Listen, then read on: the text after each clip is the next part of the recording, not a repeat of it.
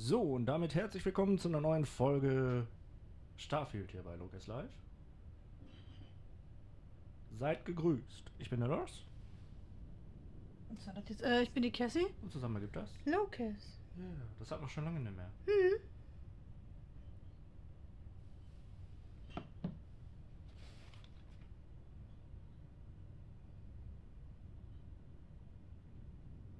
Was macht Jay-Z da?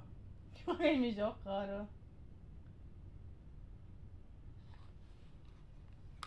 Irgendwas suchen wahrscheinlich. Geguckt, ob er ein Bier kalt stehen hat. Ja, bitte?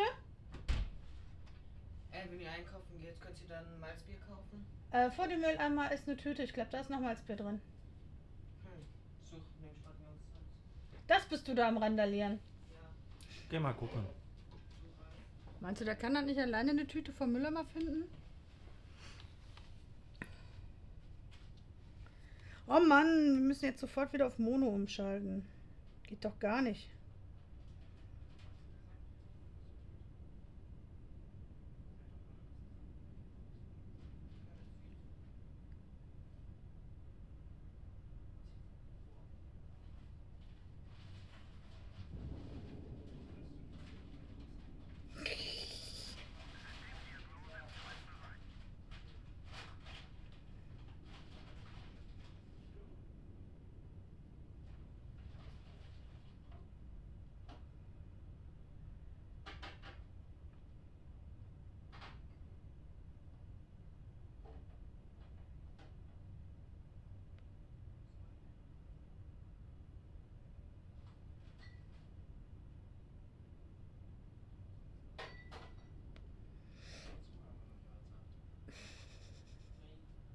Yay.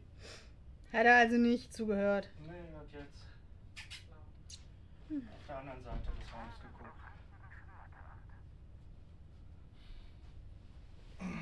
Ach ja, ich sag dazu mal gar nichts, ne?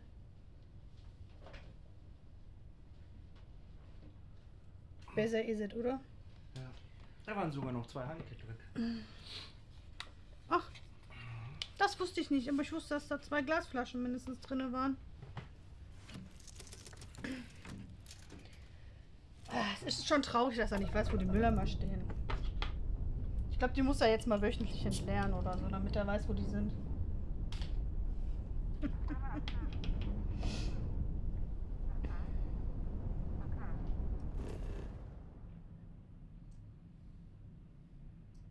Der Titan. Ein Mond von Saturn. Ja. New Homestead.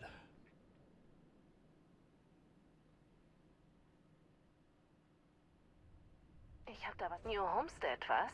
Hier hat sich seit 2100 kaum was getan.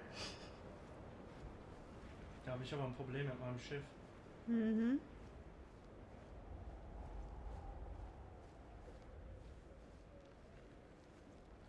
Da komme ich nicht raus. Hä? Das Schiff ist zu groß. Nein, du kommst hier raus. Ist so unlogisch, wenn du nicht da rauskommen würdest, oder?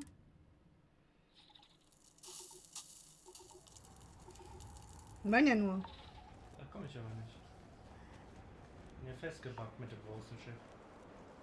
Das hatten wir aber schon mal. Das ging.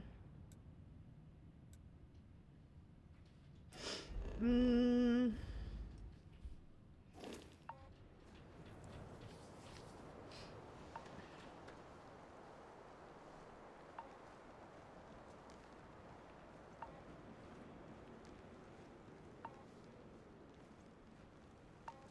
Nee.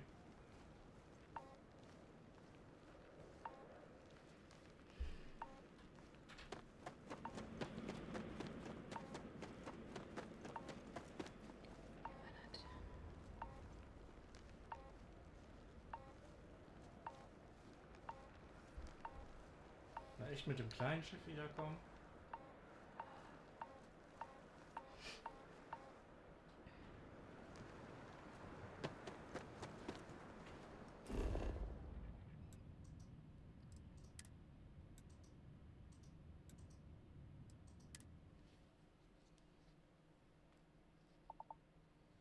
Ich hab da was für dich.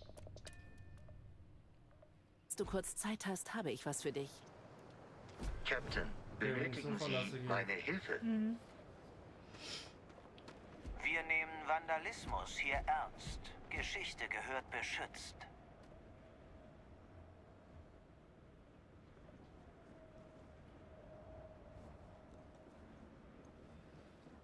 Die Geschichte gehört beschützt. Ja, das ist okay.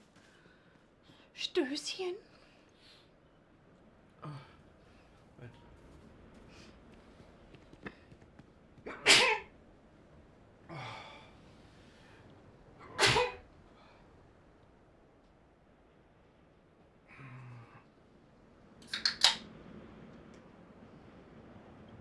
Cheers. Cheers.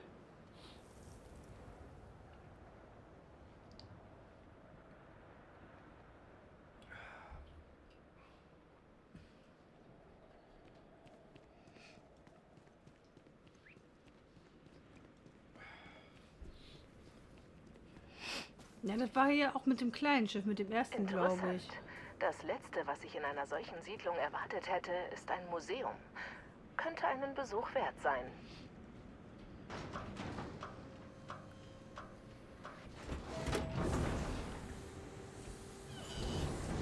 Da war man nämlich auch in dem Museum, glaube ich.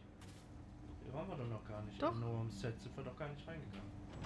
Ziemlich sicher, dass wir im Museum waren.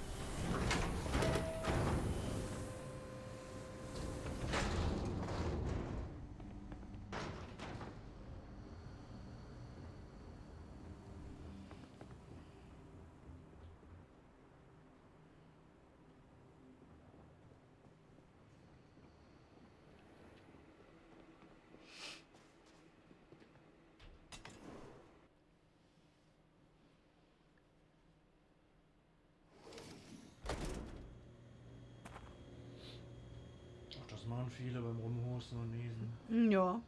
Bei uns auf der Arbeit vor allen Dingen.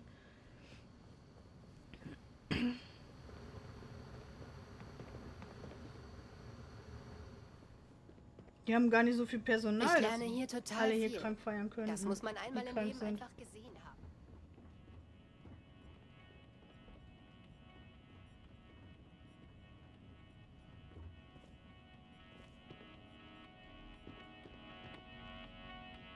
Auf New Homestead kann man wirklich was lernen. Gerade auch Kinder. Ich könnte schwören, dass ich diese albernen Weltraumfrosch-Poster schon mal irgendwo gesehen habe. Wahnsinn, Jetzt dass auch man das hier. Leben der Hast du frühen diese Kolonisten so richtig Windturbinen da erleben draußen kann. gesehen? Wow. Ich dachte, du kannst mir was über dieses Austauschprogramm sagen. Okay, als erstes mal, wir sind nicht wie die anderen Touranbieter. Ich wohne tatsächlich hier. Wir bieten ein anderes Erlebnis an. Bei unserem Programm wohnst du hier in New Homestead bei einer einheimischen Familie. Du lebst so lange, wie du es möchtest, als einer von uns. Oh, wow, Ist das klingt kalt? immersiv. Aber spaßig. Aber denken können. Ja, und das Geld, das du dafür zahlst, hilft der Familie und unserer Gemeinschaft. Also, wenn du willst, können wir sofort einen Aufenthalt buchen. Na klar, sehen wir mal nach. Im Museum hier gibt es total viele erdzeitige Artefakte. Cool, oder? Hallo, ich bin Bill Starsap von Starsap Tours. Hier kannst du faszinierende Geschichte atmen und noch richtig was lernen. Wusstest du zum Beispiel, dass New Homestead eine der ersten Kolonien außerhalb der Erde war? Es ist seit über 200 Jahren in der ein oder anderen Form bewohnt. Nice. Tja, ich kann dir noch viel mehr erzählen, wenn du eine meiner berühmten Touren mitmachen willst. Also, was sagst du? Ich habe zufällig gerade einen Platz frei. Du kannst sofort eine Tour mitmachen. Okay.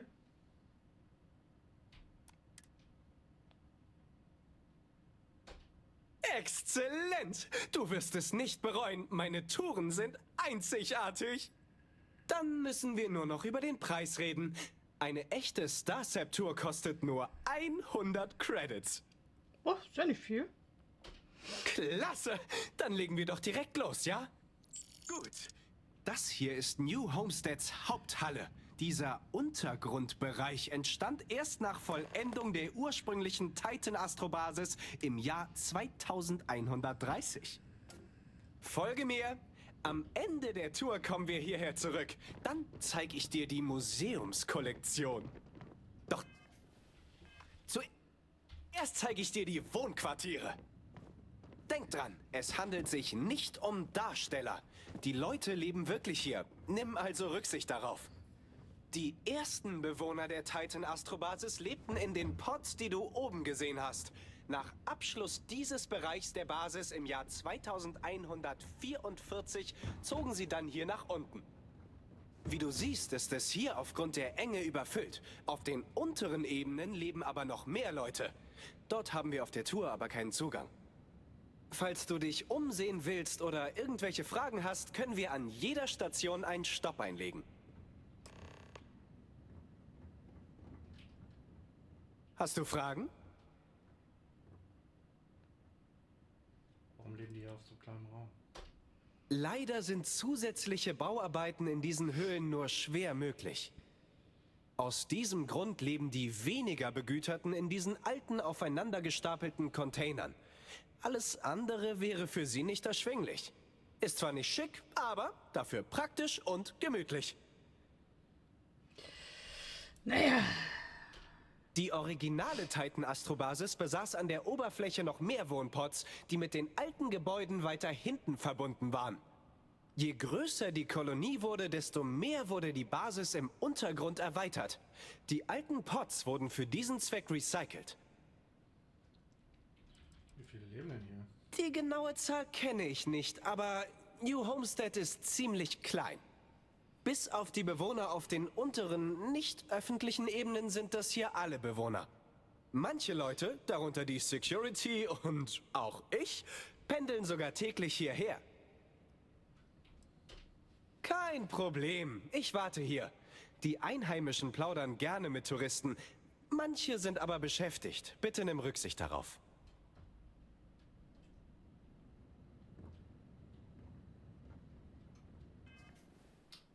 Nein.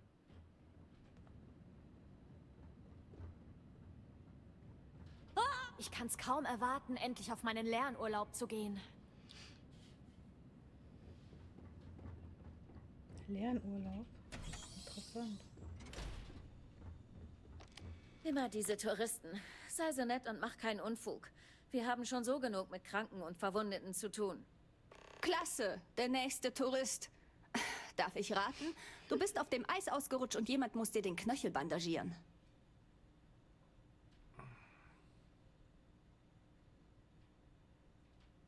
Ich bin zu Besuch hier, aber nicht als Tourist. Danke, ich weiß, du meinst es nur gut mit mir, aber das ist im Prinzip das Gleiche. Okay. Entschuldige, es liegt nicht an dir. Ich bin einfach frustriert, wie viele Fremde ich behandeln muss, obwohl unsere Leute auch Hilfe brauchen. Egal. Was kann ich für dich tun?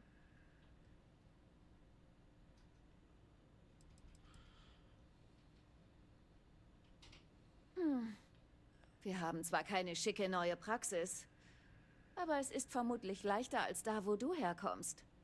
Wir haben hier weniger Leute und sind sehr verantwortungsbewusst, was unsere Gesundheit angeht. Es gibt also selten was, womit ich nicht klarkomme. Und für solche Fälle haben wir dann Zugang zu Spezialisten von außerhalb. Wir sind nicht so primitiv, wie alle denken. Stimmt, sie machen die Kultur von New Homestead zum Gespött. Und noch dazu sind sie absolut unvorsichtig. Wie schon gesagt, ich behandle öfter Touristen als unsere eigenen Leute. Das kann ich verstehen, dass Kannst sie du dann vielleicht ziemlich sogar? frustriert ist. Ich habe eine Idee, die am besten nicht ich umsetze, sondern jemand Unbekanntes. Ich habe erstens zu viel Arbeit und muss zweitens meinen Ruf wahren. Also, ich habe ein Monsterkostüm gekauft. Damit wollte ich Touristen erschrecken und das Gerücht in die Welt setzen, dass auf Titan schlimme Ungeheuer leben. Wenn sich das mal rumspricht, dann lässt der Tourismus ein wenig nach und ich kann aufatmen. Egal, ob das funktioniert. Den Spaß lasse ich mir nicht entgehen. Ja, ne? Gute Einstellung. Ehrlich gesagt weiß ich auch nicht, ob es klappt. Aber ein Versuch kann nicht schaden. Hier ist das Kostüm. Ich glaube, an der Oberfläche funktioniert es am besten. Also lauf einfach auf eine Gruppe zu und spiel ein Alien-Monster. Mit etwas Glück rennen sie schreiend davon und sind mit dem nächsten Flug weg. Die Touristen fragen immer, wie ich hier leben kann. Wie können die woanders leben?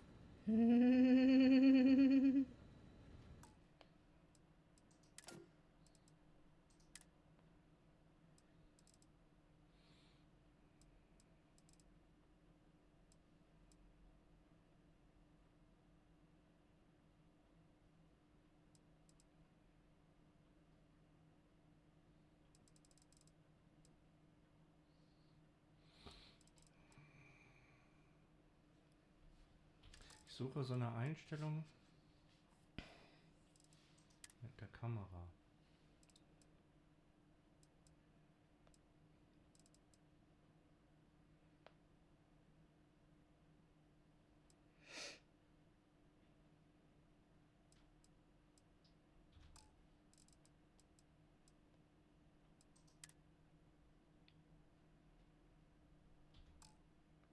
Ist das unter Gameplay?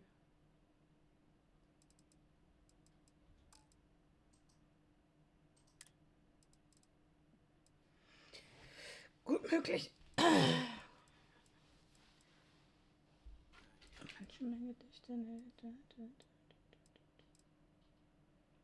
Ich suche das mal eben. Denn das war echt gut für Gespräche. Dann ist das wie in Skyrim.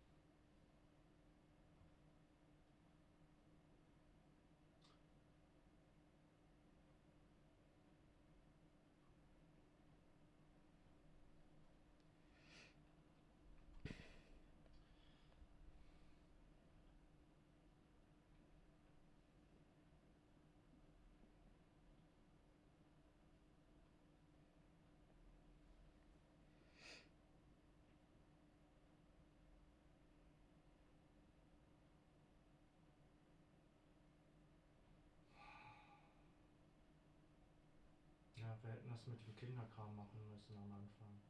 Dass man die Eltern treffen kann des Charakters.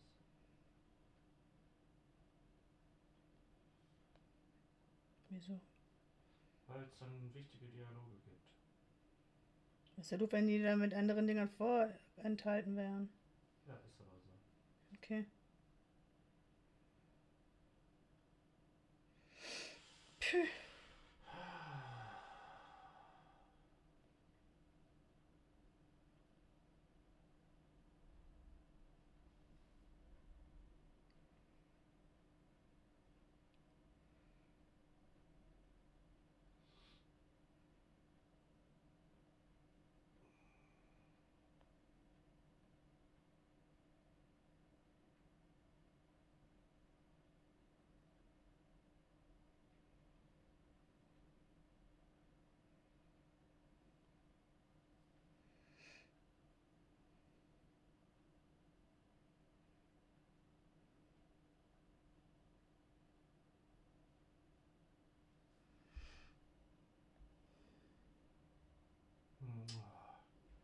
Wo ist das denn jetzt hier?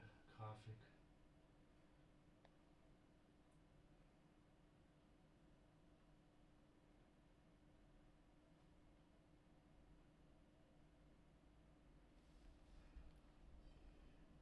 Ich finde es nicht.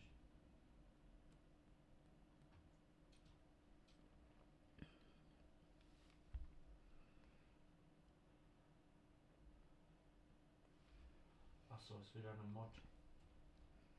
Ja, dann lassen wir das. Wenn es das so nicht gibt, dann lassen wir das. Sonst hatten wir nur noch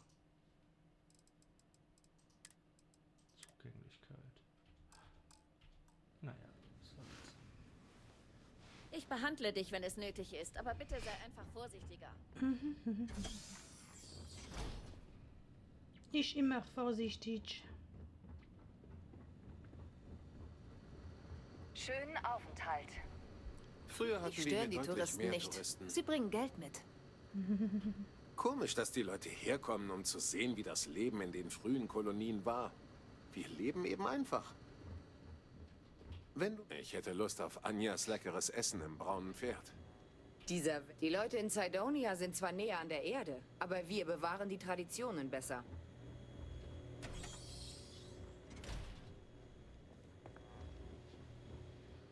Na gut, gehen wir weiter.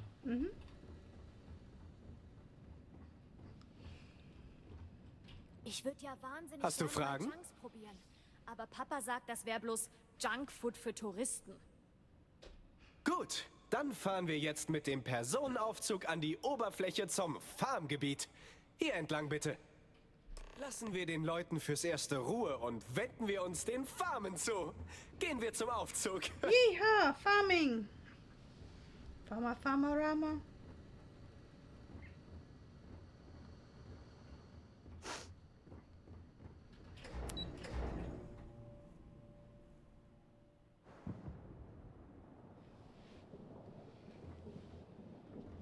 An den Geruch von Methanverarbeitung gewöhnt man sich.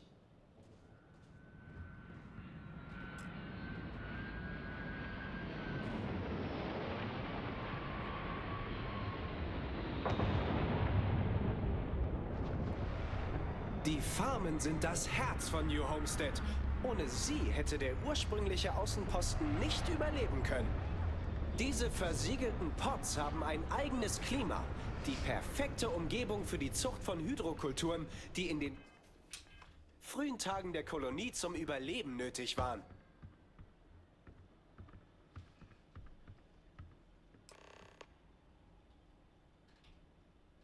Hast du Fragen zu den Farmen? So ist es. Die Kolonisten züchten in New Homestead weiterhin pflanzenbasierte Nahrung für den eigenen Verbrauch. Mittlerweile ist sie aber nicht mehr überlebenswichtig, da wir von anderen Kolonien zusätzlich Fleisch, Milchprodukte und synthetische Nahrung importieren. Viele hier sind jedoch stolz auf die in New Homestead nachhaltig produzierte Nahrung.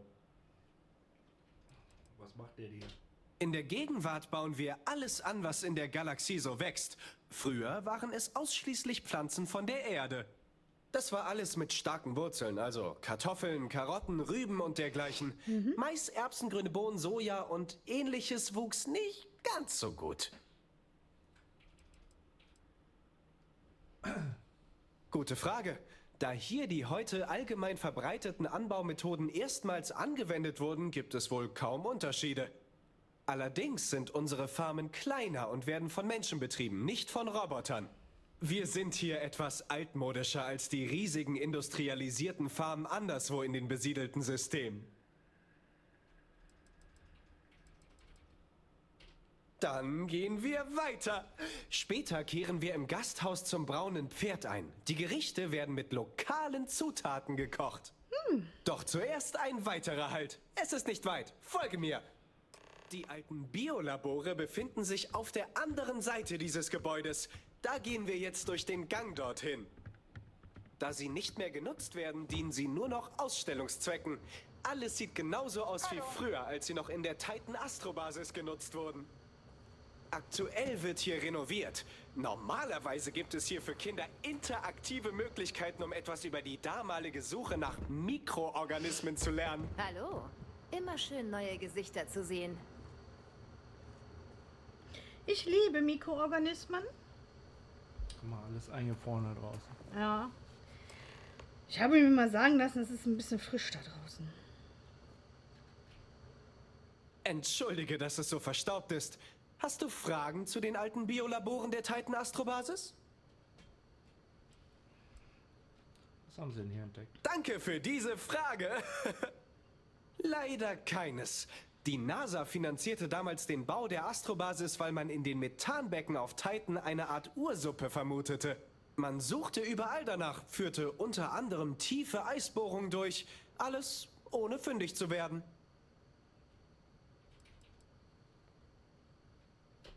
Die NASA stellte 2132 die Finanzierung des Xenobiologie-Programms ein.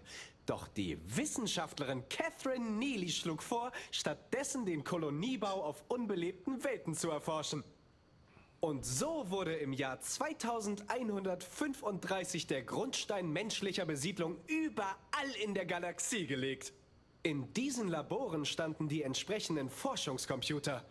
Außerdem dienten sie der Kolonie als Lagerraum. Oh, Entschuldigung, das hatte ich völlig vergessen. So wurde dieser Ort ursprünglich genannt. Als die NASA sich im Jahr 2185 von der Astrobasis abwandte und sie den Bewohnern übergab, benannten diese sie in New Homestead um und machten sie zur historischen Stätte. Dann auf zur nächsten Station. Nun gehen wir nach draußen. Check also lieber deinen Anzug, denn dort ist es ein wenig frostig. Sehen wir uns in der eisigen Einöde an, was Titan mit Energie versorgt. Pass auf, wo du hintrittst, sonst könntest du auf dem Eis ausrutschen. Schließlich sollst du nicht auf Dr. Lakotas Krankenstation landen. Nein, die macht mich, macht aus mich, Gemüse. Unappetitliches allerdings. Zerhackstückelt mich.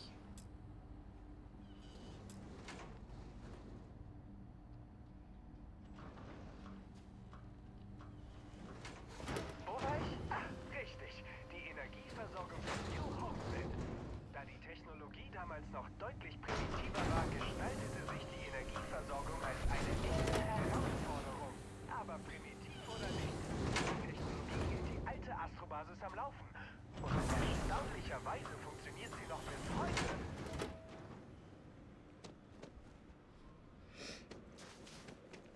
Interessant ist, dass diese alte Kolonie hauptsächlich mit sauberer, erneuerbarer Energie versorgt wird. Eine der Energiegewinnungsmethoden siehst du am Horizont. Ganz recht, es sind New Homesteads berühmte Windparks. Da dieser Ort besonders windig ist, wurden sie hier errichtet.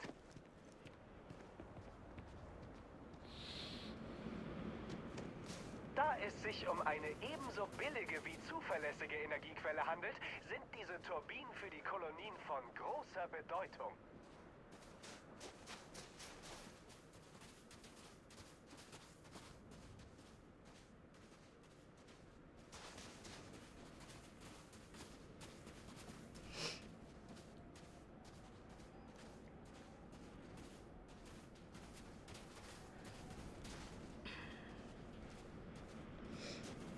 Das sieht irgendwie voll cool aus.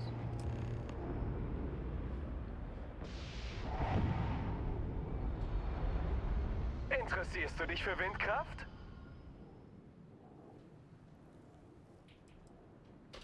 Meistens ja.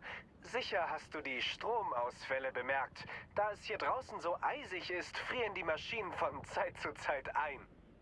Für die Lebenserhaltungssysteme gibt es eine Reserve an Methan, aber alles andere wird von diesen Anlagen hier betrieben. Dies ist ein Stück lebende Geschichte. Sicher wird Windkraft überall in der Galaxie genutzt. Doch die Leute hier kamen über Jahrhunderte damit aus. Damals hatten sie nichts anderes und es funktioniert bis heute. Ist das nicht beeindruckend? Das stimmt. Auf Titan herrscht kein sonderlich starker Wind. Doch dank der Höhe und anderer Bedingungen ist dieser Standort dafür perfekt geeignet. In vielen Welten mit einer Atmosphäre herrscht in der Höhe Wind vor.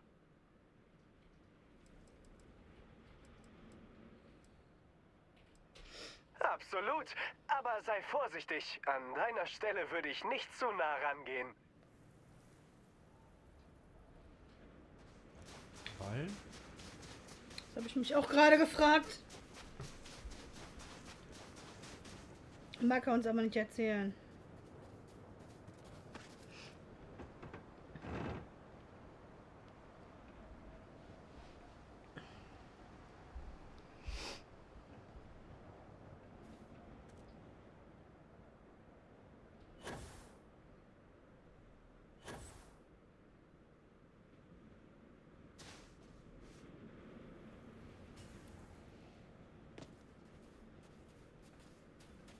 Guck mal, die hier ist eingeeist, siehst du? Hm.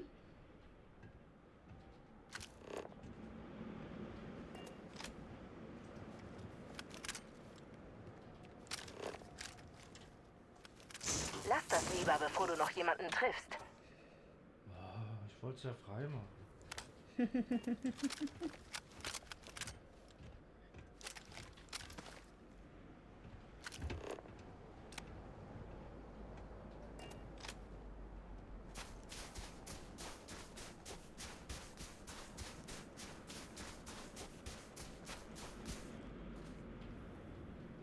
Interessierst du dich für Windkraft?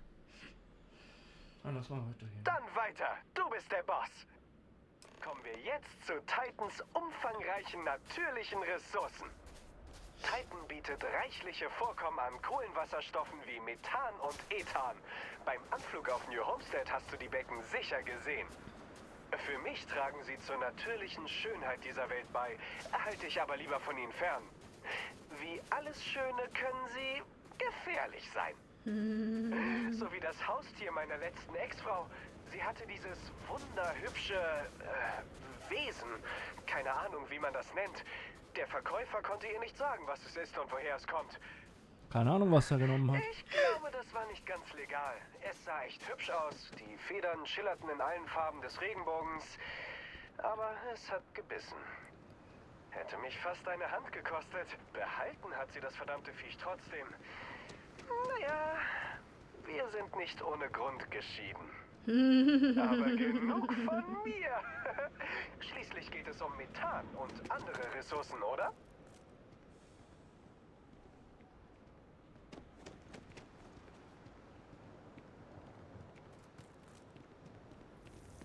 Damals im 20. Jahrhundert kämpfte man auf der Erde um natürliche Ressourcen wie etwa Petroleum. Kaum zu glauben, was? Dabei hatten sie quasi um die Ecke diesen Mond voller Kohlenwasserstoff. Sie konnten ihn bloß nicht erreichen. Wir sind echt weit gekommen.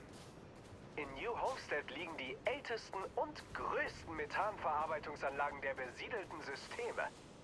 Die Ingenieure der UC müssen diese Dinger Jahr für Jahr mühsam warten. Aber darum konnten wir den Laden auch so lange am Laufen halten. Aus Haftungsgründen gehen wir nicht so nah ran. Falls du aber Fragen hast, beantworte ich sie gern. Fragen? Dann schieß los! Viel wird exportiert. Ein Großteil des Methans der UC kommt von Titan, denn wir haben die Vorkommen und die entsprechende Infrastruktur. Selbstverständlich nutzen die New Homesteaders es für alle möglichen Zwecke. Wir erzeugen damit unter anderem Wärme und atembare Luft. Oh, das hat noch nie jemand gefragt. Durch, methanfressende Mikroben? Ehrlich gesagt, weiß ich es nicht. Sorry.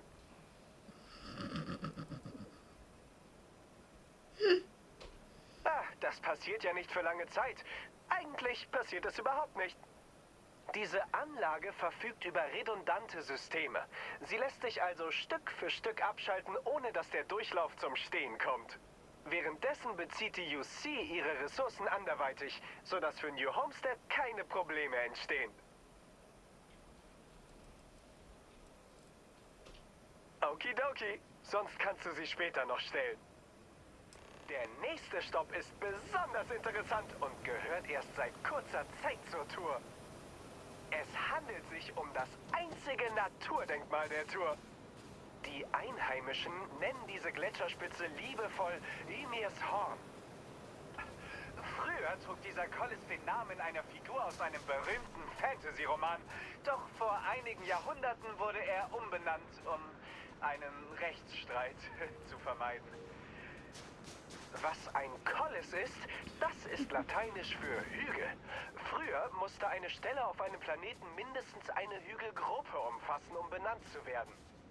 Aus diesem Grund ist die Pluralform Kolles deutlich verbreiteter. Vermutlich kanntest du diesen Begriff nicht, weil er damals häufig bei unerforschten Planeten verwendet wurde. Früher fehlte es an der Technik, um das Gesehene exakt zu erfassen. Aus diesem Grund ist der Begriff im Sol-System deutlich öfter anzutreffen. Doch in Bezug auf unerforschte Welten wird er ebenfalls verwendet. Dieser Mond ist aber voll davon und das soll auch so bleiben.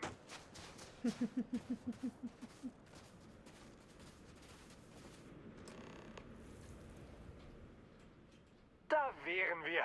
Emirs Horn. Sieh's dir ruhig genauer an. Diese Gletscherformation soll auf einen uralten Vulkanausbruch zurückgehen. Hat irgendwas mit Dampf, Wind und Erosion zu tun. Bin mir da nicht ganz sicher. In der nordischen Mythologie ist Ymir das erste Lebewesen, ein Urzeitriese. Als Hermaphrodit gebar er aus dem Schweiß seiner Achselhöhle die ersten Götter. Ymir lebte vor den nordischen Göttern, die ihn töteten, um aus seinem Körper die Erde und die Menschheit zu erschaffen. Faszinierende Geschichte und das Horn passt dazu. Wunderbar, dann geht es weiter.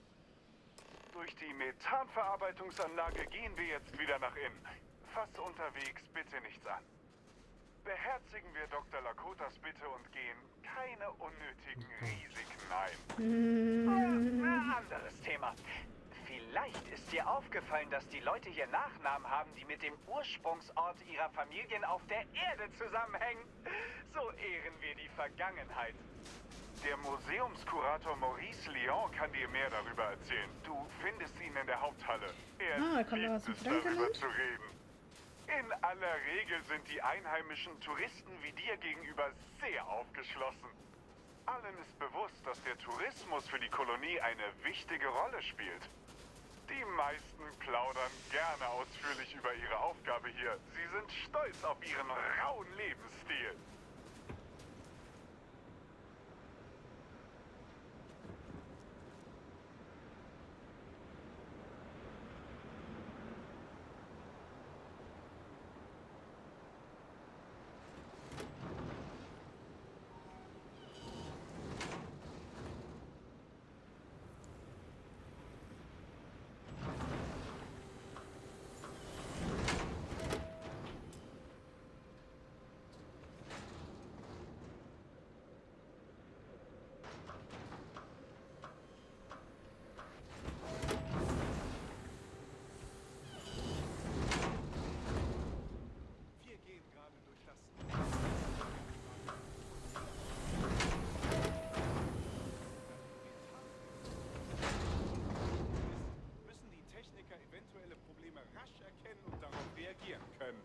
Als Wäre toll, mal nächstes vom Planeten begeben wir uns jetzt runterzukommen. in die Eisminen.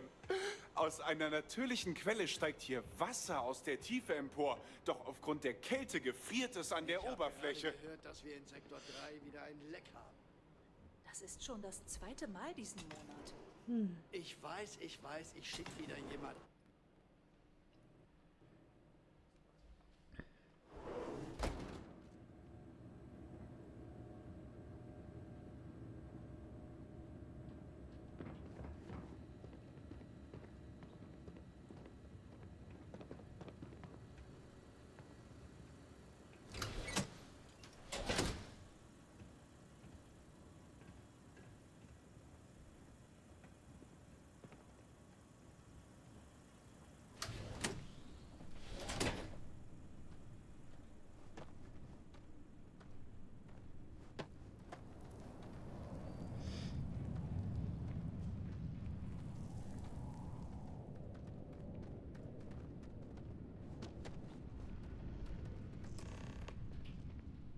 Hast du noch Fragen zu den Eisminen? Na, nicht ganz. Wasser ist auch ein Nebenprodukt bei der Methanverarbeitung. Dieses dient aber als Notreserve. Gute Frage. Das geht wohl nicht, weil sonst das Wasser mit Methan und anderen Chemikalien kontaminiert würde. Durch das Eis bleibt das Wasser sauber. Das hat man mir zumindest so gesagt. Das würde ich nicht empfehlen. Erstens wird hier gearbeitet und zweitens muss es noch gefiltert und auf Schadstoffe geprüft werden. Aber keine Sorge, du kannst dir vor Ende der Tour noch etwas zu trinken besorgen. Klingt gut, dann gehen wir weiter. Noch ein Halt, dann ist die Tour vorbei. Und wenn du mich fragst, kommt das Beste zum Schluss. Diese Kolonie ist die Heimat des ältesten noch existierenden Lokals, dem Gasthaus zum Braunen Pferd. Als der unterirdische Bereich entstand, diente das braune Pferd als Kantine für Wissenschaftler und Arbeit. Seitdem wird es von ein und derselben Familie betrieben. Du fragst dich, was ein Pferd ist?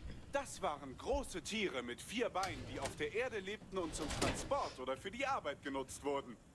Pferde gab es auf der Erde überall, lange bevor antike Maschinen wie etwa Autos existierten und als die Raumfahrt für die Menschheit noch ein ferner Traum war. Vielleicht hast du von ihnen gelesen oder sie mal in einem uralten Film gesehen. Falls nicht, solltest du es mal nachholen. Es sind wirklich schöne Tiere. Der ursprüngliche Besitzer des Gasthauses soll ein Pferdenarr gewesen sein. Daher rührt der Name. Der Name Gasthaus zum Braunen Pferd soll auch an Restaurants mit ähnlichen Namen auf der Erde vor Hunderten von Jahren erinnern. Das ist schön, aber ich stelle das jetzt wieder um. Das nervt ja schon gewaltig mit der Synchro, oder? Man gewöhnt sich an alles. Nur daran nicht.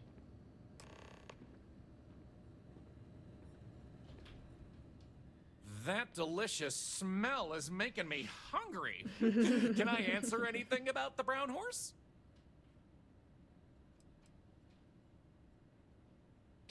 Easy. All the other ones fell to ruin when we abandoned Earth. There were technically older ones on Mars, but those have long since shuttered or been replaced. Ooh, that's a tough one. I honestly love everything Anya serves here. I'd be doing her a disservice to recommend one dish over another. You want the real answer? Order one of everything. Was weißt du über die Besitzer? Anya Seattle is the current owner of the Brown Horse. It's been in the Seattle family for generations. But Anya will be able to tell you more herself. Feel free to ask her. It doesn't feel right coming from me when she's standing right over there. Oh yeah, by all means. Stop in for a moment.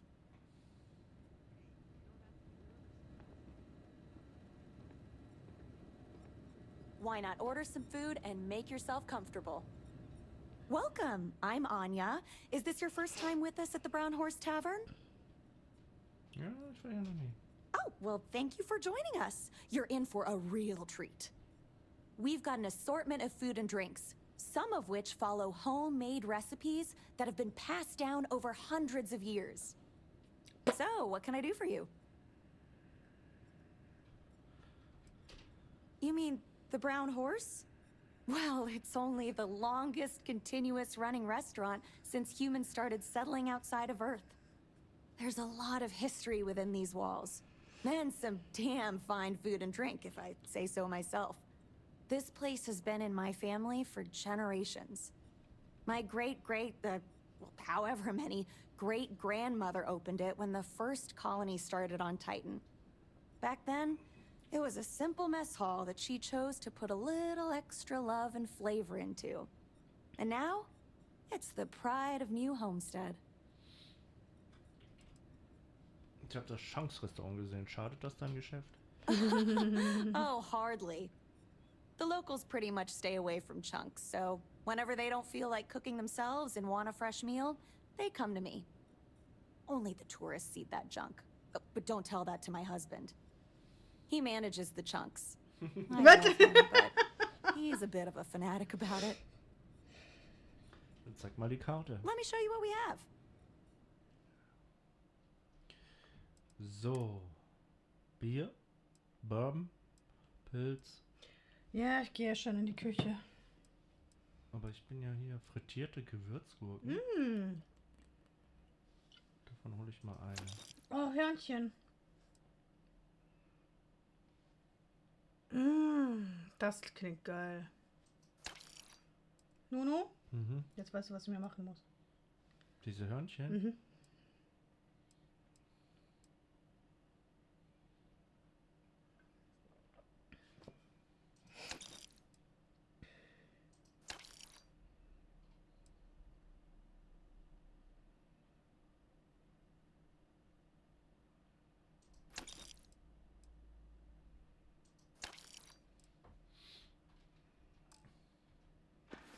about those brownouts Hope last you'll be week? back sometime.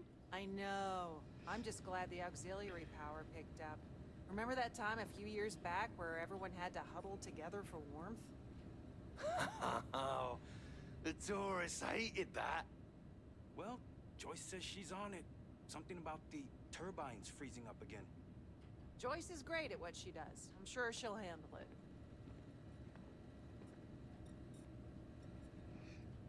Lots of history here, if you're into that sort of thing. Someone's gotta talk to Joyce about these brownouts. Jetzt aber.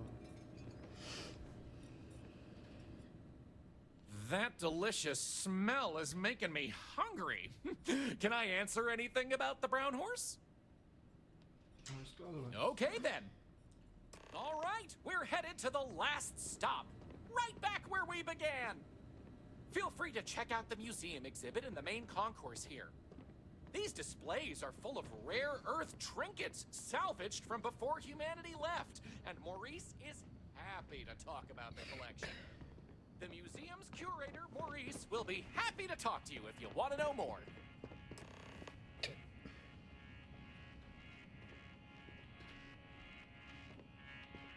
Well, that's that. I hope you enjoyed Starcept Tours as much as I enjoy giving them. Ja, ich hatte viel Spaß. War großartig. Hier ein bisschen was extra für dich. Oh, wow. I really appreciate it. You know, I rely on tips from good people like you, so thank you from the bottom of my heart. Enjoy the rest of your stay in New Homestead. Wow, very generous. As long as you're throwing around money, maybe you wouldn't mind tossing some my way. Take care! Du brauchst Geld, Schatz? Ah, my day just got a whole lot brighter.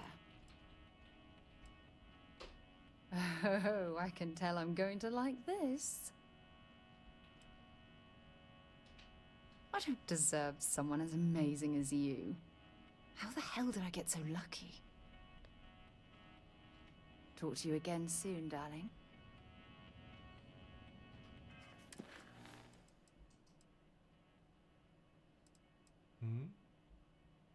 Warum wurde Beweislast gegen die Crimson Fleet aktualisiert gerade? Das ist jetzt sehr interessant. Okay. Keine Ahnung. Wo ist denn der Franzose? Ist er das? We live a simple life on New Homestead, but make Du hast no auch schon hier, ja, mistake, ne? it's fulfilling. Oh, dein Hähnchen. Deine Pute nehme ich mal mit. Hello there. Are you here to peruse our little museum exhibit? Ja, ich habe mir gerade ein paar Stücke angesehen. Wonderful. These are all rare artifacts from before the collapse of Earth. There isn't much of this stuff left outside of private collections, but here we're happy to share a glimpse of them with the public. If you have any questions about the exhibit or New Homestead, I'm happy to answer as best as I can. Enjoy the rest of your stay in New Homestead. Hello there. Are you here to peruse our little museum exhibit?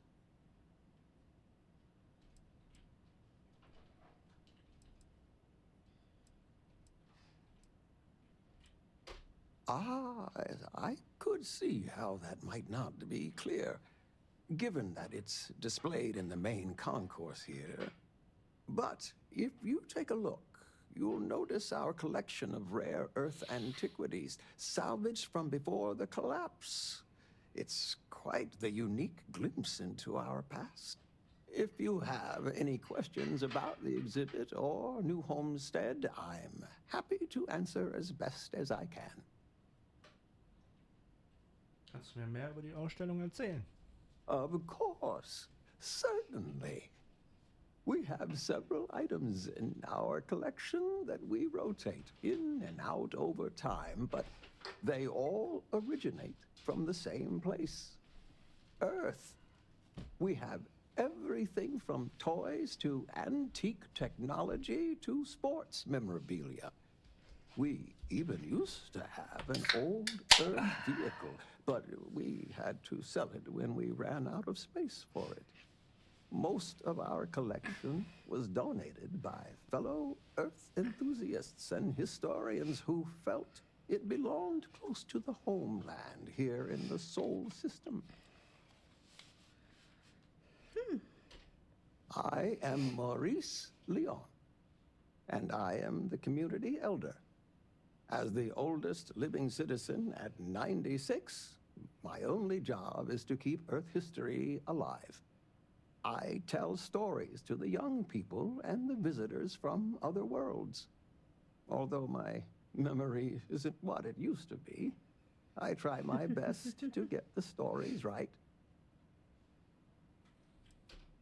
When our early colonists learned of Earth's demise, they decided to take on the names of their cities of origin as a way to remember their heritage.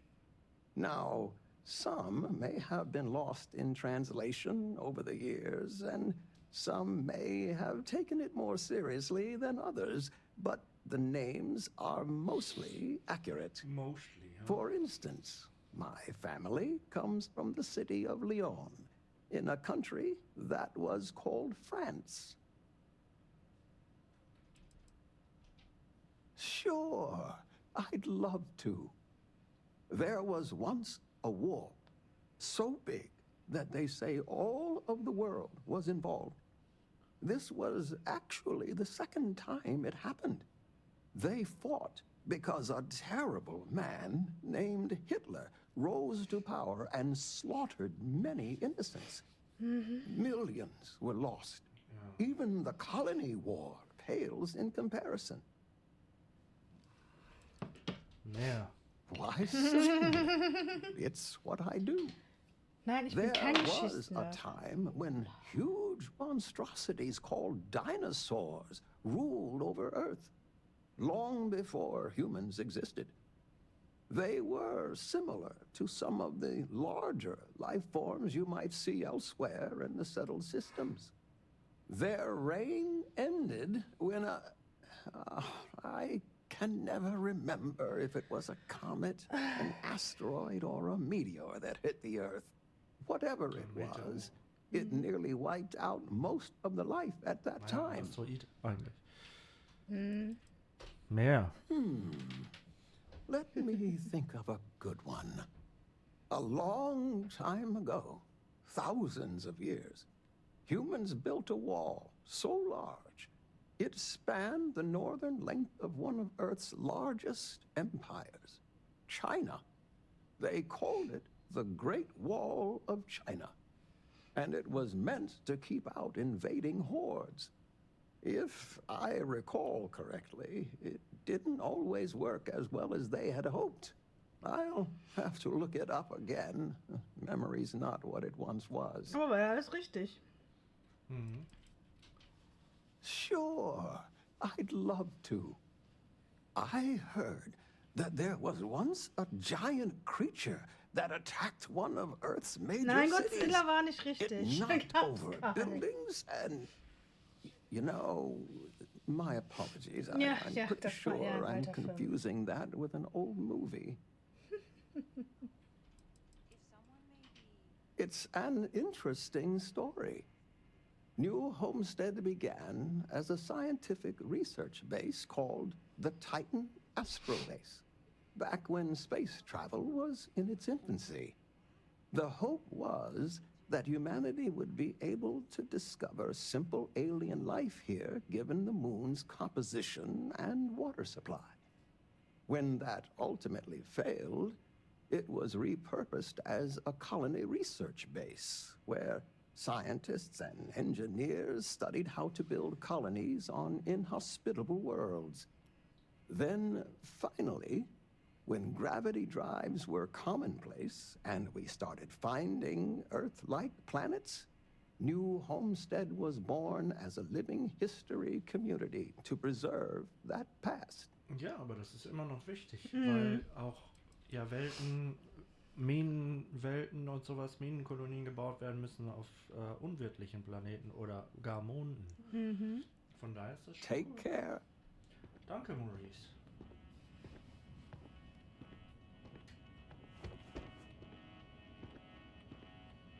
Ein Store. This is a boring assignment, but let's keep it that way.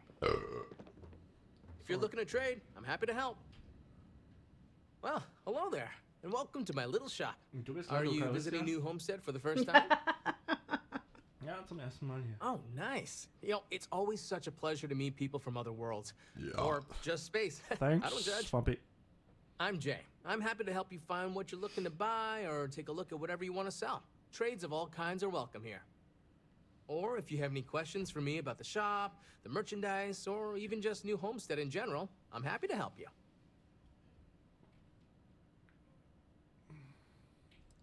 Was hältst du denn für den ganzen Touristen hier? I love them. Most of us in New Homestead appreciate what tourism does for our economic livelihood, so we go out of our way to make guests feel welcome. Some are indifferent about it, while a few others, I won't name names, are downright resentful of all the tourists and would prefer to be left alone.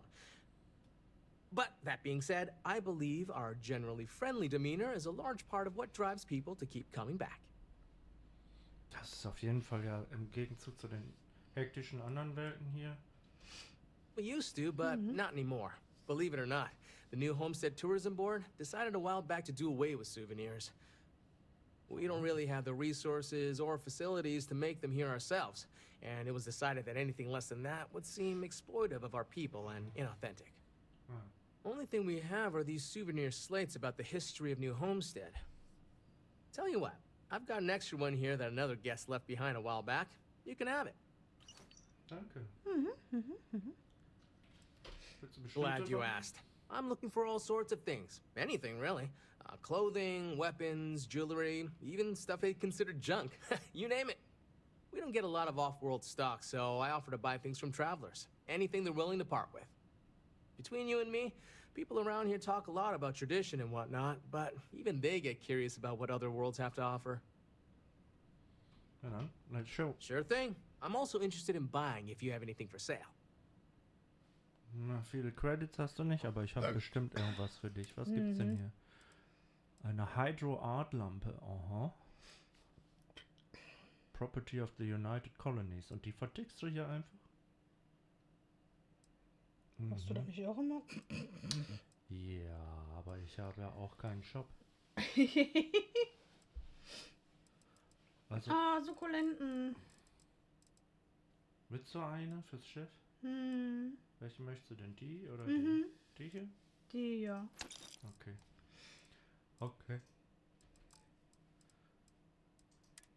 Shocktrooper-Anzug. Sieht geil aus, aber ist nicht so gut wie unserer. Schock. Oh, schöner Helm. War auch nicht so gut wie unserer. Wir haben ja schon ziemlich geilen. Was gibt's denn hier? Guck mal. Cappy. Gepolstertes Cappy. Siedler-Cappy. Legere Siedler-Cappy. Aha. Sieht eher aus wie ein Turban. Ja, habe ich auch gerade gedacht. Kopftuch, das ist irgendwie cool. Das sieht geil aus, ja. Ja. Okay, das nehmen wir. Schicke Lederkleidung, naja. Was haben wir noch? Hilfsmittel, Baguettes, Birnen, Eier. Heilgel, das kaufe ich immer sowas. Medipacks kaufe ich auch immer. Penicillin X nehme ich auch immer.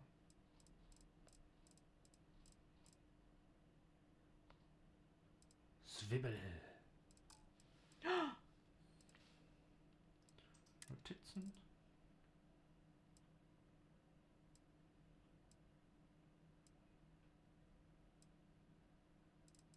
Ich nehme mal die ganzen Bücher mit. Vielleicht ergibt sich was von der Erde dann. Ressourcen, guck mal hier, was die hier alles haben. Fluor, Kobalt, Nährstoffe, Platin, alles. Falls wir mal Ressourcen brauchen. Ja, die kannst du auch überall kaufen, kannst aber halt billiger halt sammeln. Ja, aber wenn wir mal kurzfristig was brauchen, dann... Was haben wir denn? Die Space Trucker. Ja. Schub, schubidu, schub, schubida. Diese coolen Sachen hier, die behalte ich. Auch das hier, guck mal. Ja. Mit Bratkartoffeln. Überbackene Patties.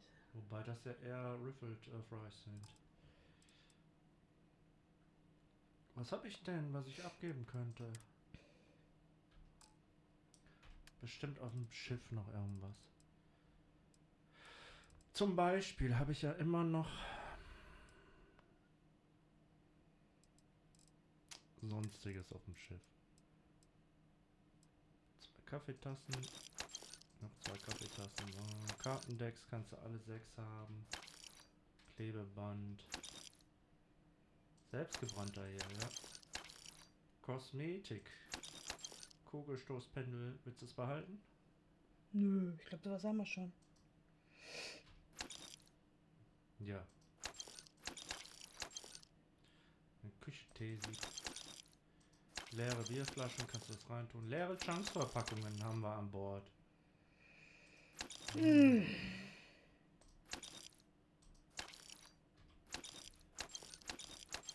Marker, Stifte hier. So viele Stifte. Ein alter Matrosenkompass.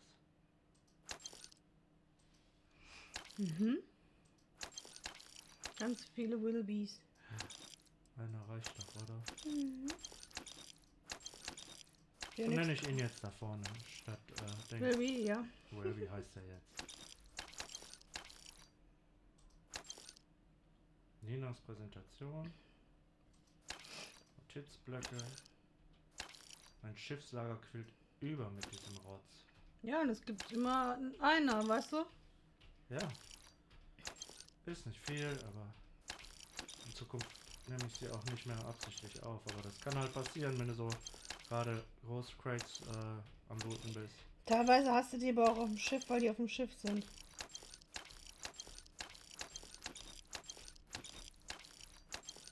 Papierflieger haben sie sogar gemacht. Ich kann mich nicht dran erinnern. Ja, das erinnert mich an deine Kinder da auf dem Schiff. Das eine oder andere ist ja dabei. Genauso wie die Becher auch, die hast du nie aufgenommen. Ja. Außer deine Crew rennt ab und an mal durch die Gegend und... Natürlich, immer wenn wir irgendwo andocken, machen die Landurlaub. Ist ja logisch. Das müssen wir auch hinstellen. Aber ich brauche keine...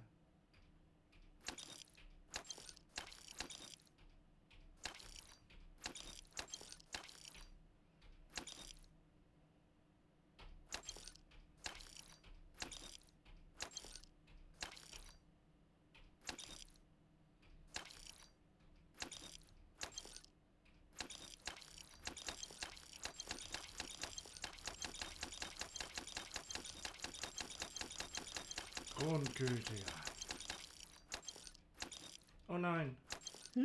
Ich muss gleich zurückkaufen gehen. Mein Spielzeug Space Shuttle habe ich gerade verkauft. Oh nein.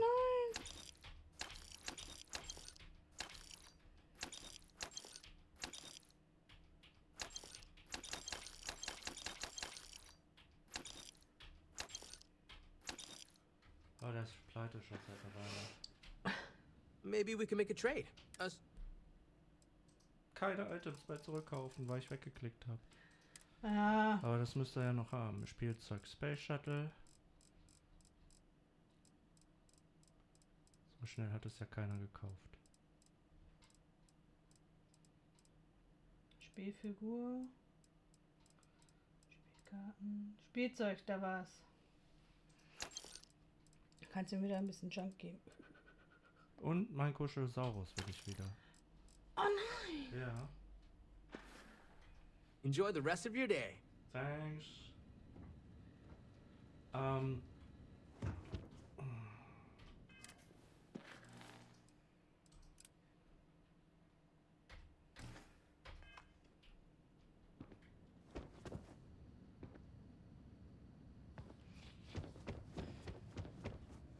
Wo ging's noch mal raus? Nach oben, glaube ich, ne? Oder? ist der Hauptausgang. Hier Ach war so. doch der irgendwo der... The people here live a simple life. Try not to complicate it. Klinik, Facilities... Hä? Wie suchst du denn? Den Ausgang zu den Minen da. Do you have a spaceship? I want to get a spaceship when I'm older. They're so cool.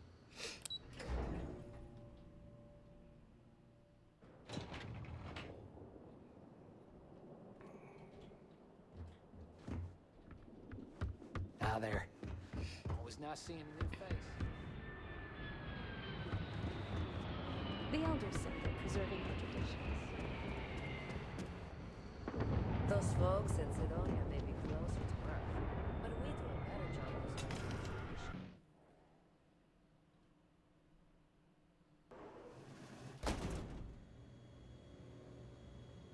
Oh. Bin ich wieder hier. Hello there. The museum here is...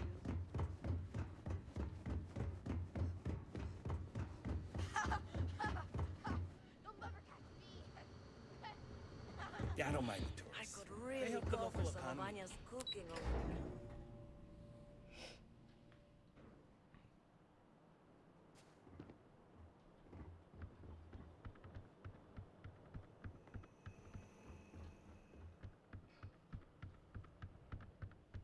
If you'll pardon me, I'm not in the mood to talk.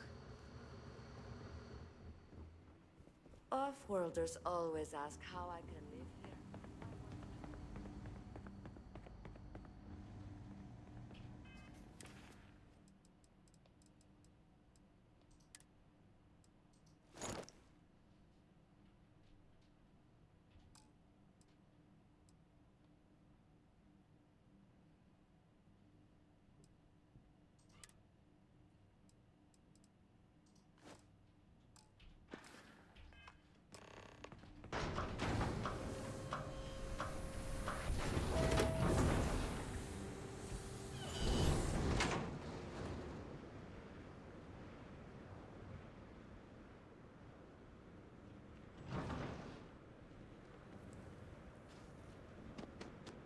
Da wollen wir mal Leute erschrecken, hä?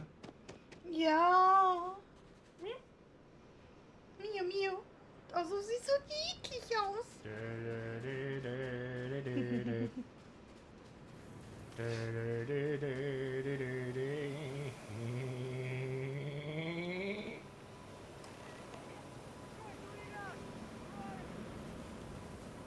Guar, guar.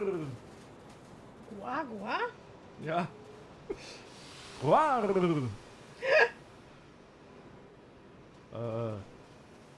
Google, Google. Gibbel, gibbel. Ham, ham, ham, ham, ham, ham, ham, ham, ham. Ham, ham, ham. Das ist ein Kind, oder? Weil, nee, ich glaube nicht. Ham, ham, ham. Ham, ham, ham. Ham, ham, ham, ham, ham. Ham, ham. Ho. It's Jason Bay! Oh, ham, ham, ham. Ham, ham.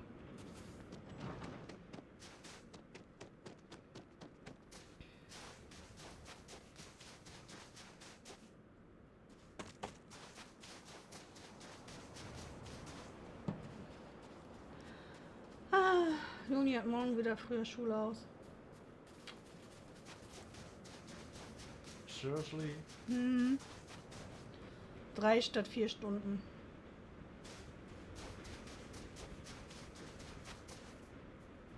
Ich glaube, hinter uns war noch was. Ja, im Gebäude, wie es aussieht. Mhm. Welcome to New Homestead.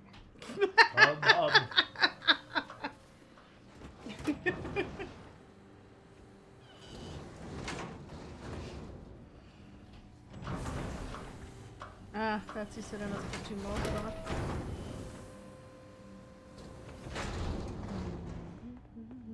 New Homestead is a living history exhibit. But these are real people, so please be kind to them. Of course. I always am.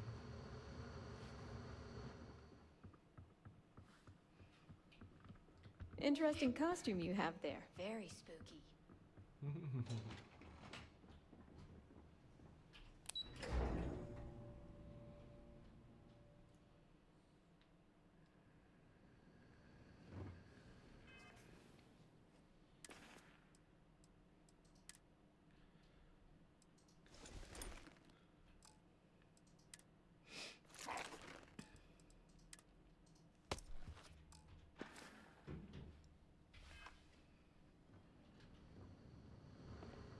careful.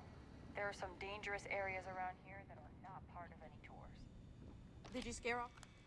Look, I know what I'm asking you to do is pretty silly, but I still think it's worth a shot. Ich habe ein paar erschreckt. See, sometimes silly ideas are worth the effort. Thanks for indulging me with my weird ideas. Tell you what, if you want to come back later and do this for me a couple more times, I'll even let you keep the costume.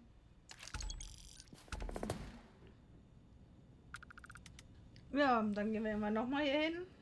Wahrscheinlich nicht jetzt sofort. Die nächste Gruppe muss ja jetzt mal erst kommen, ne? Ja, es sei denn, jetzt reisen sie zu Scharen an. Um das Monster von Titan zu sehen, ne? Ja, was haben sie denn bitte schön mit Loch Ness gemacht? Mhm. Oh nein, es kommt keiner mehr her. Hey, lass uns eine Touristenattraktion draus machen. Dann sprechen wir mal mit Joyce.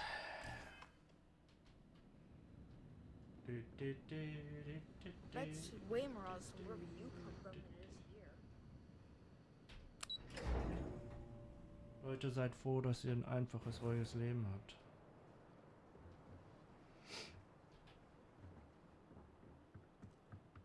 Lots of history here, if you're into that sort of thing.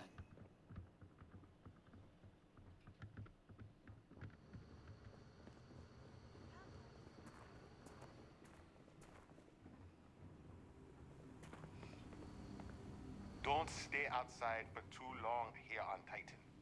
You will freeze solid without the proper protection. Proper Protection ist da.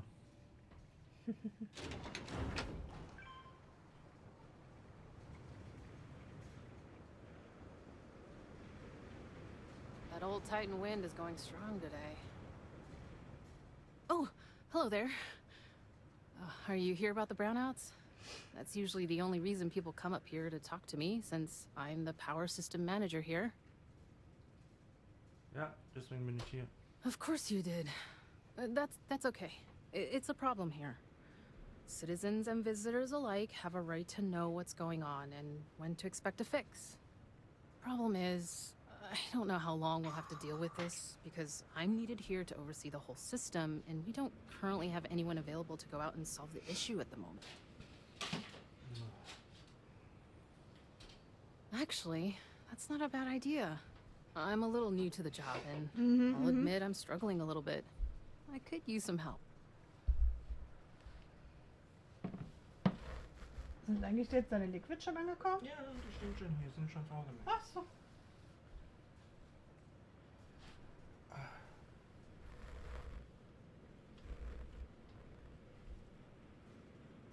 Das sind die beiden Mauern.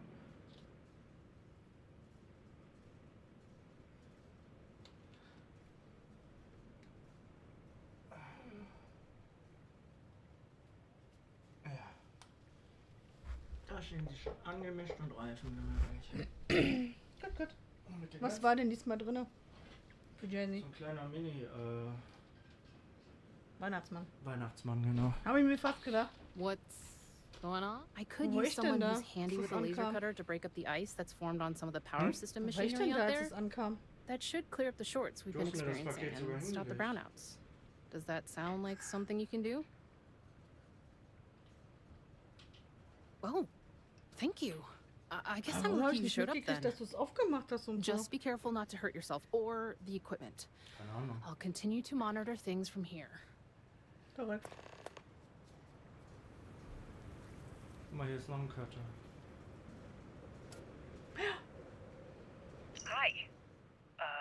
Me? I guess? My therapist told me I should try recording notes to myself as a way to, cope with this drastic life change. I guess the goal is to look back on it later and see progress. Anyway, I've been living here in New Homestead for, 3 months now? And it hasn't been easy. The locals are a little wary of people coming in from the outside, but they know they need me here because their previous power systems manager died unexpectedly.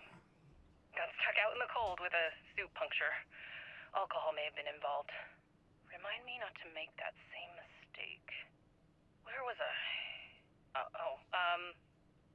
So, I decided to go all in and change my family name to show these people I'm serious about their home.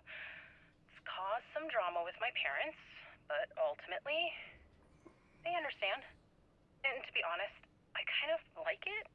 I've always loved the history of this place, from its inception as an outpost searching for life, to researching how to build colonies on harsh worlds, and now as a living history museum. It's really... crap. The lights are struggling to stay on again. Well, back to fixing this place. Talk to you... me... later.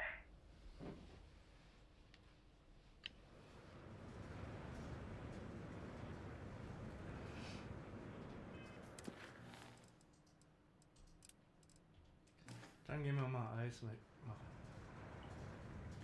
Let's go for some ice.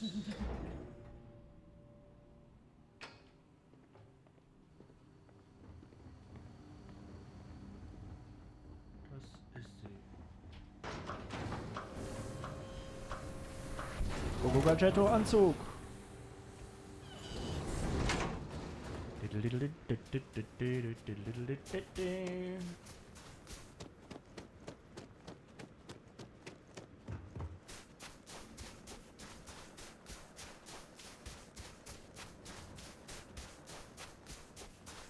Ja, super, das erste ist an dem Trafo.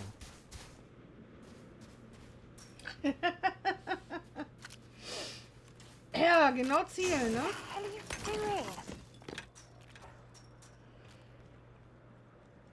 Warum ich das tue, Sarah? Hast du gerade nicht zugehört? Nee, die hat sich die Fingernägel gemacht. Nein. Keine Ahnung.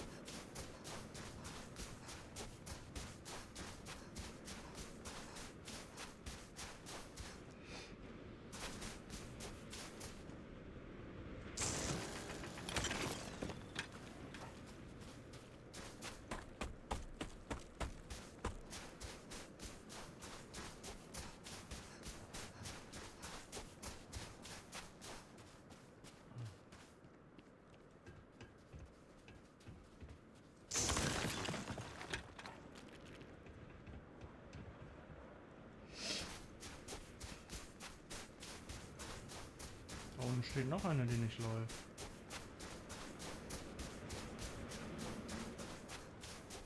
Okay, hier ist aber kein Eis dran. Hm.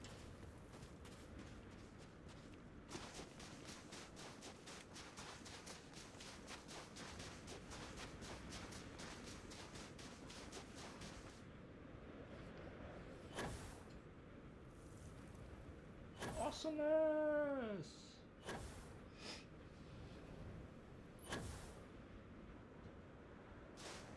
So, als wenn es fliegt. So.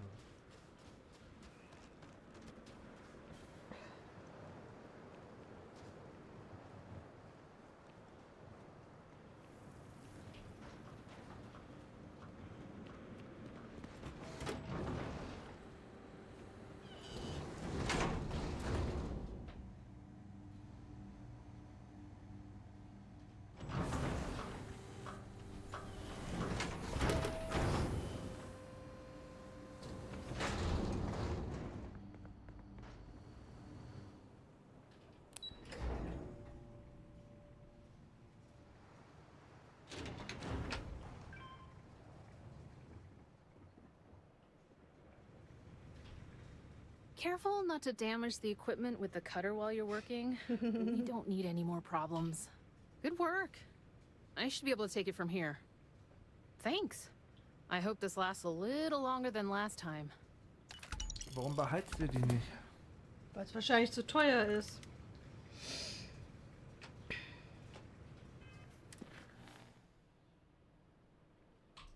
Luther.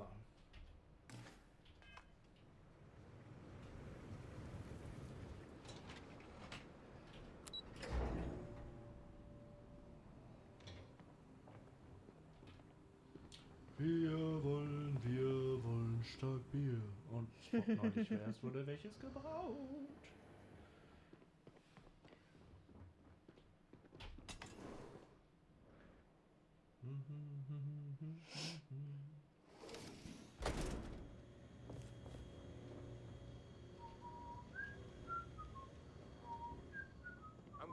Whoa, did you see that weird monster thing? And mix them all Nearly up. scared Try me some half new to death until I flavor realised how profile, fake it as was. they say in the biz. What biz? What are you talking about? You know, the foodie biz. Chefs and all that. It's a thing we do. We get cases of refrigerated chunks and we just heat them up. We don't, like, make anything. You are really into chunks, huh? Yeah, it's the greatest. Can't believe you're so down on it. We have the best job on tight. Whatever. I'm just doing this job to help my family pay the bills and save up so I can pay for my education. And I am out of here. Welcome to Chunks. What can I get for you? Hello there. Welcome to the new Homestead Chunks. We've got all your Chunks favorites. Well, almost all of them. Sadly, we're out of the special sauce. I know. But everything else is still that great Chunks food you know and love. So, what can I do for you? Du liebst Chunks wirklich, ne? You know I do. And what's not to love? It's delicious, nutritious, easy, fast, inexpensive. It sure makes my hungry belly sing for joy. Here. My wife thinks I eat too much Chunks food, but I just can't help myself. It's so good. Es dreht sich ja alles um authentische Geschichte. Wie passt Chunks da? Ja, ne? Well, people gotta eat, you know? But seriously, I think we're just starting to get with the times a little. And I can't think of a better restaurant than Chunks to usher that in. I think corporate just saw New Homestead as an untapped market. I mean, the locals may not eat it, but the tourists love having a taste of home. Warum arbeitest du für die Konkurrenz? Oh, it's all good. Chunks pays me pretty well. And between you and me, Anya's doing all right herself. Plus, we got this plan, you know? We want to see if we can introduce some of Anya's famous cooking to the Chunks lineup and pitch it to corporate. Imagine Anya's delicious food in every Chunks restaurant across the settled systems. Das wär mal. And people are bound to come visit her place to see where it all started. It's a win all around. Oh, you had to go and ask the hard questions, huh? How can I pick just one? Well, there's chicken chunks, beef chunks, potato chunks, cheesesteak chunks, cheesecake chunks. You know what? I'm gonna cheat if you don't mind and just say I love them all equally. Keine Soße zu haben klingt nach einem Problem. If I'm completely honest, it is. And people are always saying how this Chunks can't compare to the real deal. And I just know it's because we never had that mouth-watering sauce. I've been in contact with some of the other restaurants out there, and they'll give me some. But they say they can't afford to send it, and I don't have a ship, so what am I to do? Ich hole sie dir. Wait, for real? You do that? You're not pulling my leg? Wo soll ich hin? Oh, yeah, right. I actually just got a message back from another Chunks before you got here, and they got a case ready to go for me. Just tell them you're there to pick it up for me, and it should be good to go. Thanks. Sure. Ach, Beweislast wird immer als aktive Quest markiert, deswegen. Ah, okay. It's been a while since I last visited. In Paradiso, da war ich nicht gern. Das war dieses Superhotel, was sie da gebaut haben und wollten die Einheimischen verdrängen. Mhm. Die Leute da sind echt eklig. Die Management zumindest. Feel free to look around, but don't touch. Ja.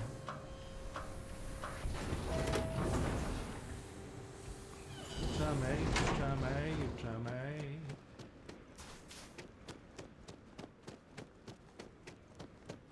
Eines Tages werde ich noch mal ein eigenes bauen hier so ein. Ist aber nicht gerade einfach. Ja, aber das mache ich.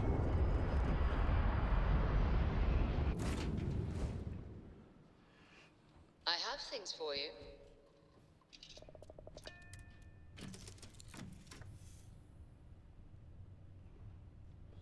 Okay, gehen wir mal in unser Quartier. Was hast du denn für mich? I'm here for you, my love. I thought you'd never ask. Here. Eine Wurzel. I'll be counting the minutes to our next chat. Ja. So. Ich gehe nochmal Küche. Mhm. Brauchst du auch was? Mhm. And I need a helping hand. Hier. Ey, ich habe heute schon Pfand weggebracht, ja? Wohin? Penny. Okay. Jetzt muss ich auch noch Pfand wieder in die Küche bringen. Jetzt ist.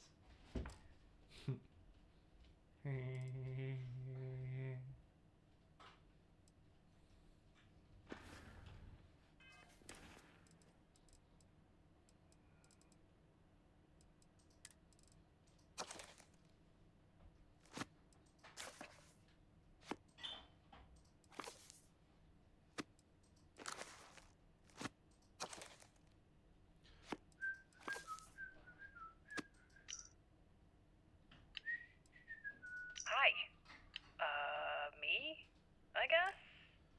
My therapist told me I should try recording notes to myself as a way to, cope with this drastic life change. I guess the goal is to look back on it later and see progress. Anyway, I've been living here in New Homestead for, 3 months now? And it hasn't been easy. The locals are a little wary of people coming in from the outside, but they know they need me here because their previous power systems manager died unexpectedly. Got stuck out in the cold with a suit puncture. Alcohol may have been involved. Remind me not to make that same mistake. Where was I? So, I decided to go all in and change my family name to 43 show these Schiffsteile haben wir people an I'm Bord. serious about their Ja. home. Das ist Some drama with my parents, but verdammt fucking ultimately, viel. they understand. Ja, ja, das braucht man doch, And to be wenn honest, wir, I kind of like it. I've always loved the history of this place. From its inception as an outpost searching for life, to mal wieder uns researching how ein to build kaputtes Schiff colonies on harsh begegnet. worlds. Ja, aber Now, 43? as a living history museum. Ja, aber die brauchen ja 10 meistens oder Ja. so. Ja, ja. Und wenn wir uns reparieren wollen, brauchen wir doch... 430 Tonnen haben wir nur an Bord dafür. Again. Ja. Well, back to fixing this Ja, place. wie gesagt, denn wir brauchen uns selbst ja für uns auch noch zum Reparieren. Later.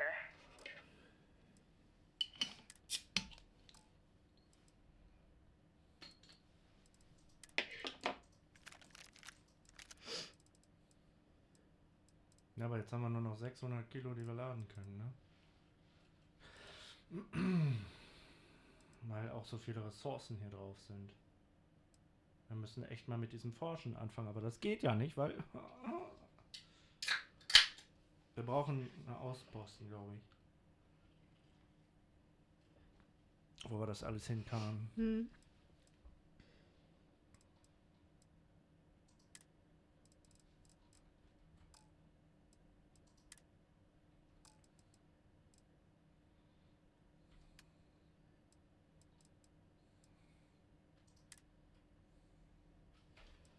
Jetzt habe ich schon wieder Ressourcen gelagert.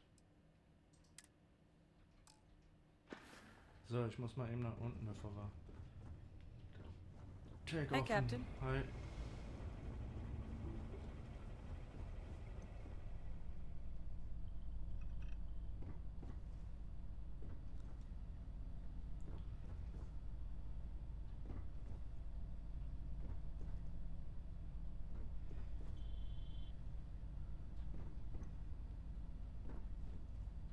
Ah ja.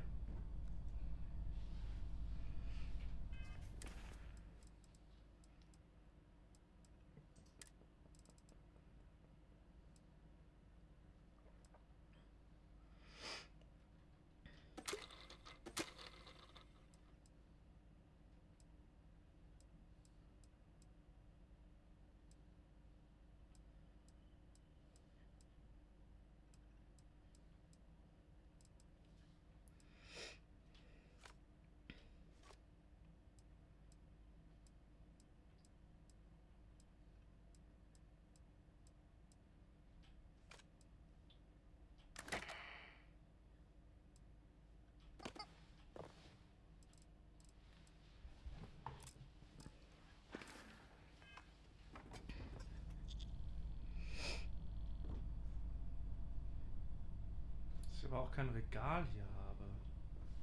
Vernünftiges. Hm.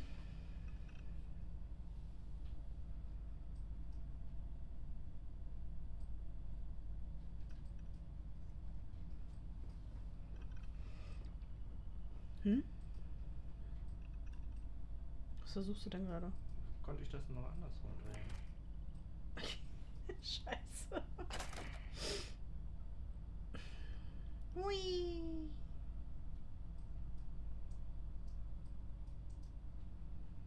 Passt das nicht mehr? Meinst du nach oben, ne? Dass es steht, oder? Ja, stehen tut's ja schon. Ich wollte es nach vorne drehen. Es geht automatisch nach vorne, dass es richtig steht. Jetzt ist es weg.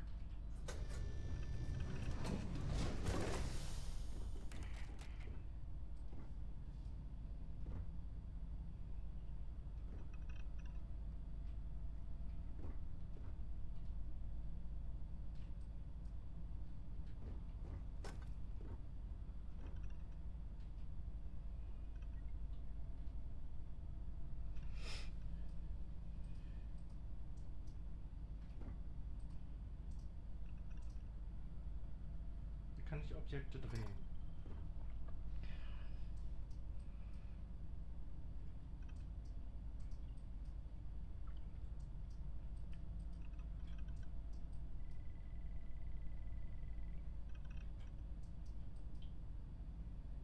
Na, aber so steht er doch richtig, wenn du den jetzt abstellst, oder nicht? Nee, ich will den aber daneben, neben den anderen so richtig schön. Ach so, so drehen. Ich glaube, da musst du den hinstellen und wieder aufnehmen und gucken, dass er von einem anderen Winkel. Ich glaube, du konntest den nicht so quer drehen.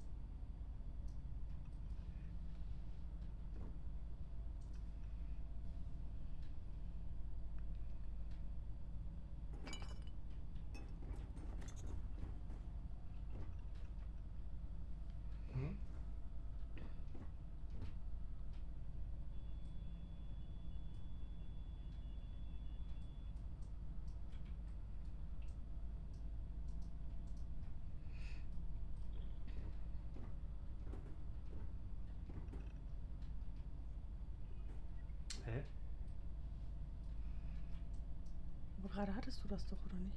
Ja.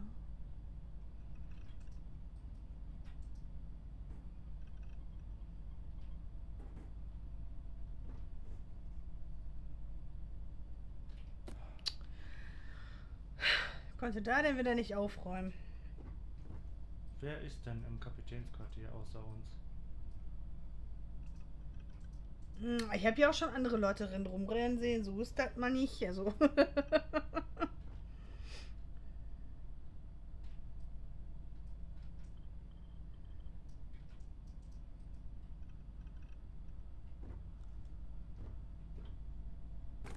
steht ja schon eine. Und die andere. Jetzt habe ich das scheiß Aquarium, scheiß Dings umgehauen.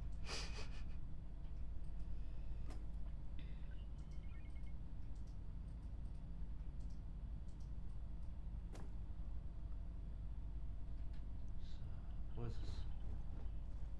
Scheiße, wo ist das Mistding? Das war der nicht.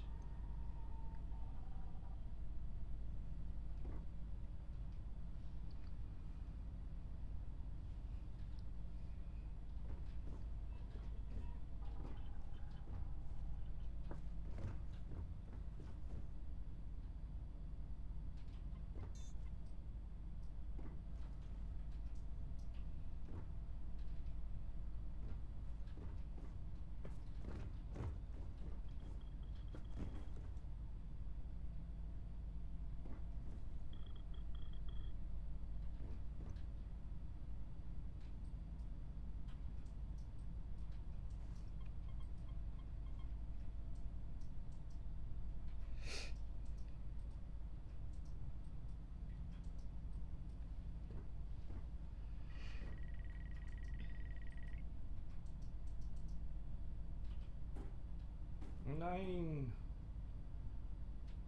Es ist, als wenn du so ein Baby bist, was gerade das erste Mal Objekte bewegt. Er ist ja auch fast schon so irgendwie.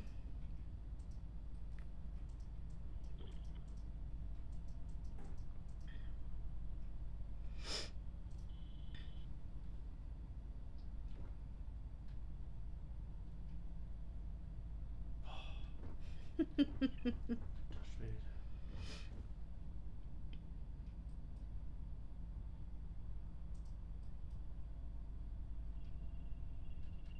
So. Wenn hier nachher irgendwas ruiniert ist, werde ich echt sauer, Leute.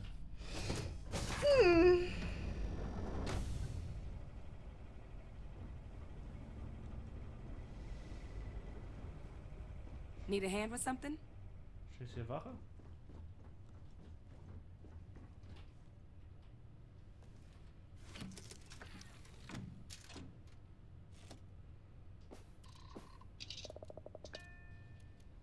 Bin ich leise am Mikrofon, ich bin genauso wie sonst auch.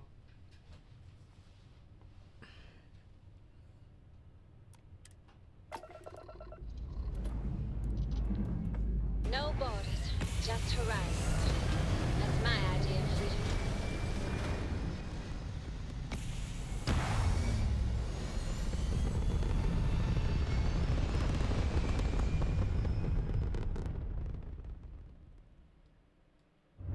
Hell of a view from here.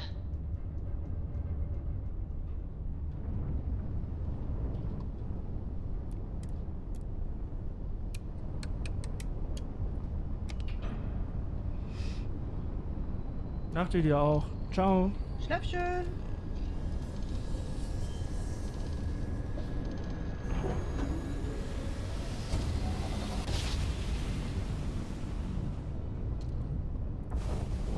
Navigational feedback checks out. We're in the right place.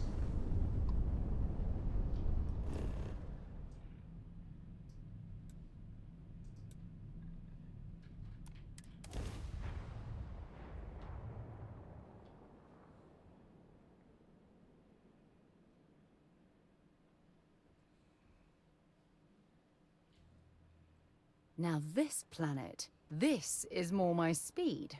Oh, I could hike here for a while.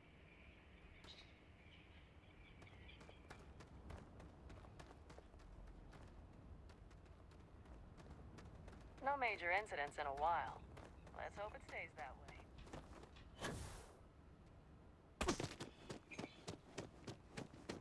We try to stay out of the guests' way, but we're always here.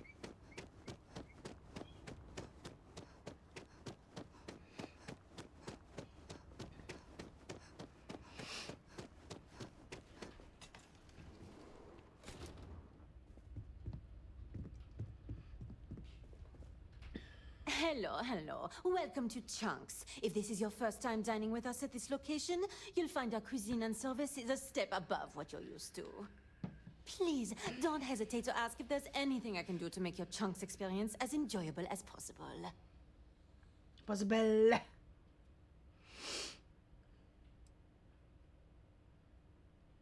Ist doch ja eine Spezialsoße. Huh. I thought it was a joke at first, but yet here you are. Let me get that for you. A corporate really needs to send more sauce to New Homestead. Can't believe they keep running out.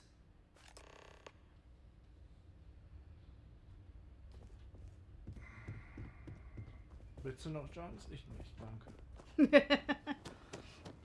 Ja, ich kenne das mit dem chronisch unterversorgt. Hey, hast du Bock auf Junks? Ich auch nicht. Naja, wenn wir montags Werbeware kriegen, ist die teilweise ja schon dienstags weg. Dann kriegen wir auch keine mehr. Dann sind die Kunden alle immer knatschig. Klar sind die knatschig. Dann sage ich immer, wissen Sie was? Schreiben Sie der Firmenzentrale. Gucken die mich doof an. Ich so, naja, ich kann nichts machen. Ich So, hab wenn ihm seinen Sie... Pfosten da wieder. Und Sarah rennt wieder was um. Oh nein, ein Koffer. Statt sie, das ist ein Herr. Achso, da sind noch mehr Koffer.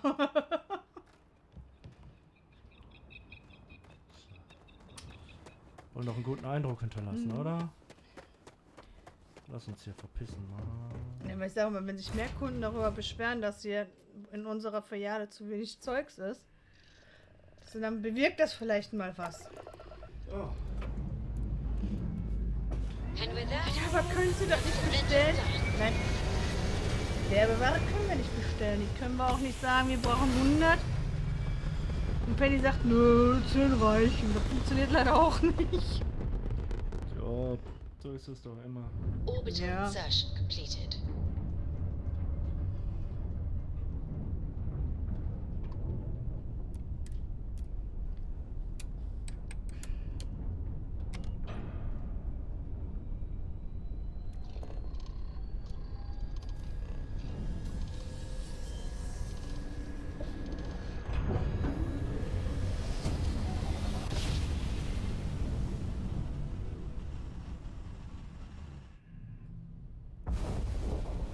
Must have been a good job. United We're Colony still in one Space. piece. Maintain current course while we scan for contraband. Scan, scan, scan, scan, scan, scan. Scan complete. Welcome to Titan. You are cleared to land at New Homestead. Thank you very much.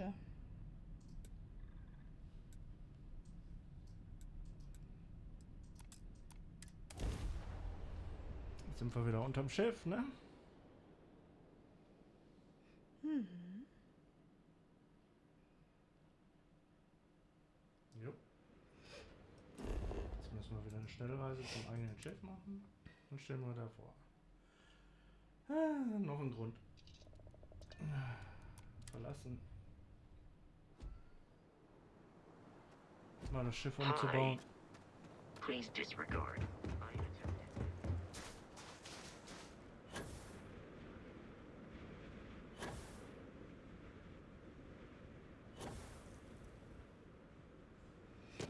Feel free to look around, but don't touch.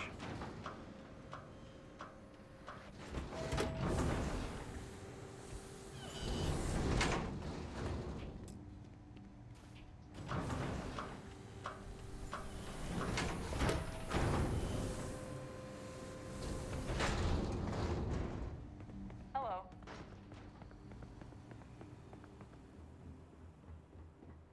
I don't mind the tourists. They help the local economy.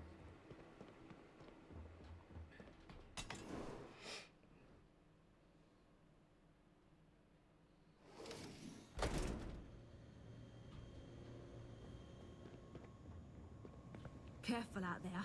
Some wacko is running around in an obviously fake monster costume trying to scare people.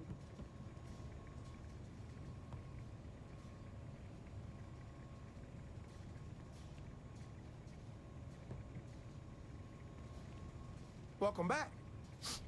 Hey, you're back. People are getting antsy for special sauce. You got it? Ooh, and just in time, too. I'm practically salivating just thinking about that sauce. Mm-hmm. That's the stuff, all right. Enough for the customers with a little left over for yours truly. Kriegt genug. Säuft das Zeug nur pur, glaube ich. Mhm. Oder versucht das rauszukriegen, das Rezept. So cold.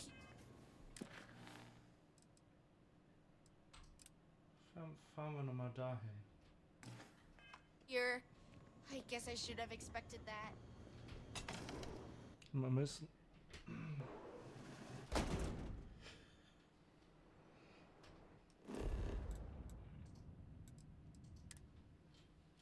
Okay, ich geh mal kurz Pipost. Bringst du Bier mit? Ja.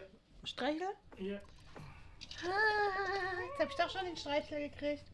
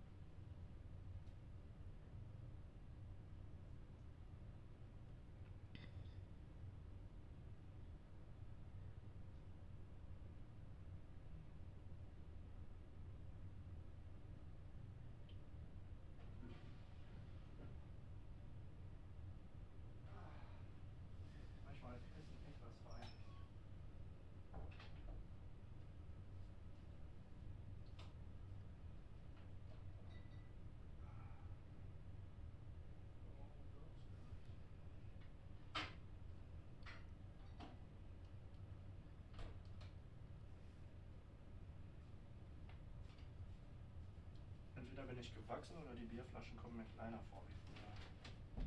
Aber es sind immer noch halbe Liter Flaschen.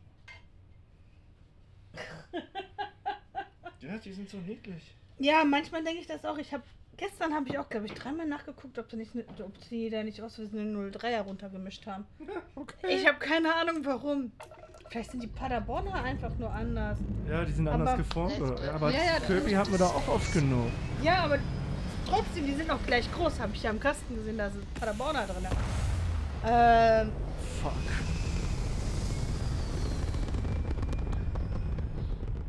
Aber das Laser-Rentier ist wieder an. Ja, das war gestern schon an. Orbit now.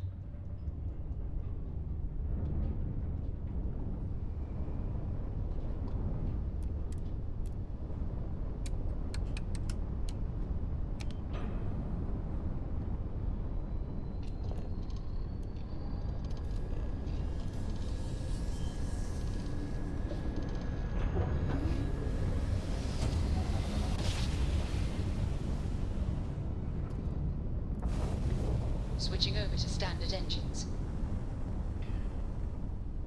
Ja, hier war die letzte bekannte Position.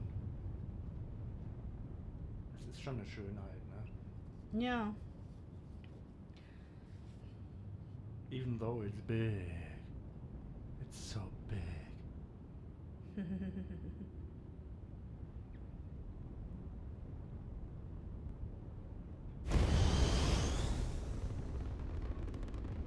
Ja, die besten Sachen können wir ja jetzt alle verbraten, ne? Also reinbauen, meine ich. Ja, C halt.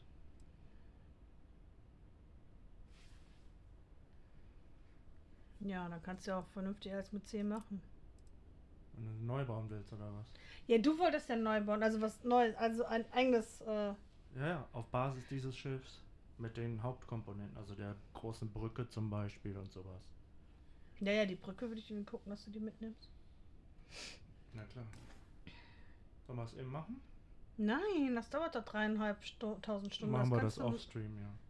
Ja, das interessiert doch keinen, glaube ich. Vor allen Dingen nicht mit unseren 387.000 Fehlversuchen. Das wird 2 Tage offline dauern.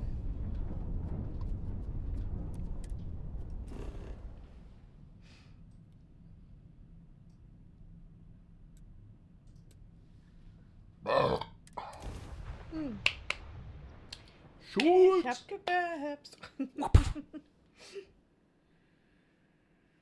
can't even imagine. It appears things have gone downhill since the last time you were here. Argos has clearly washed its hands of this operation. Well, you're back. Lynn! Oh no, don't start. I've had enough Barrett for one lifetime. I don't need the sequel showing up on my doorstep. Wer hat alles angefangen? More pirates showed up when you were gone. We weren't as lucky this time. Calvert, Troy, some of the new Dusties. They didn't make it. Fuck. Well, how could you have? You weren't here. Anyway, I was pinned down behind some crates with Barrett. Bullets and laser fire everywhere. No smile on that damn carefree face of his. Like he knew this was it. I started steeling myself to go out fighting. Then that idiot puts his hand on my shoulder and says, "Stay here, Lynn. I got you." Das klingt nicht gut. Not for them, anyway. Barrett is more dangerous than you might think. Next thing I know, 2 of the pirates are dead, and he's got the 3rd one in a headlock. Drags him out into the open at gunpoint and demands to talk, or else I'm going to demonstrate Newton's 3rd law on this guy's temporal lobe. And that's when they brought out Hella.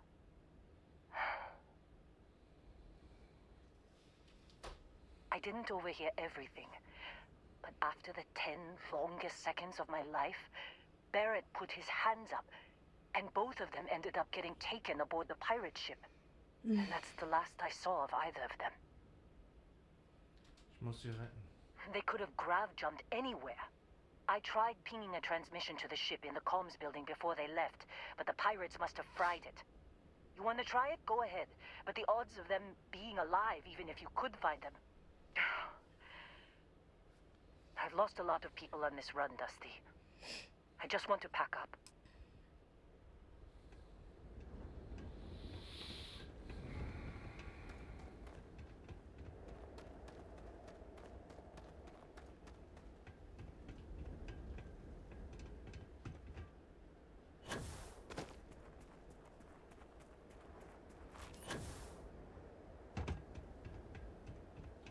Ja, ich muss in das Gebäude rein. Mhm. Ich dachte ja hier, das wäre die Luftschleuse. Ah, das hatten wir. Ich wollte gerade sagen, hatten wir schon mal einen und da war ein Schalter, den wir finden das zu denen.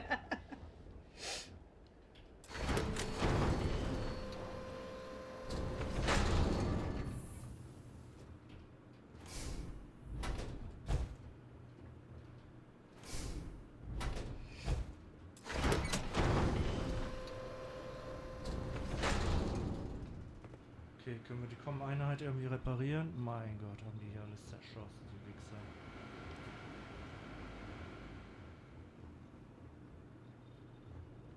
Okay, wie komme ich denn da rein?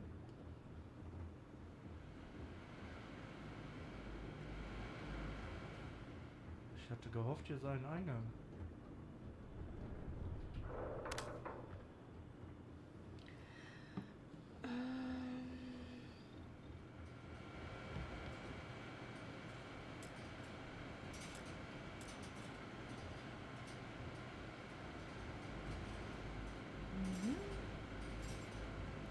Ich sehe im Moment überhaupt noch keine Tür, wenn du da so durchguckst. Das ist die Tür. Oder? Nee, ist doch Das ist das die ist die Tür, ach so.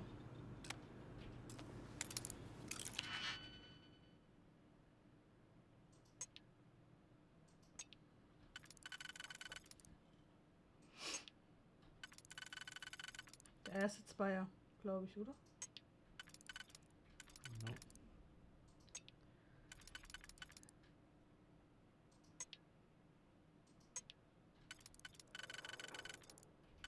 Ja.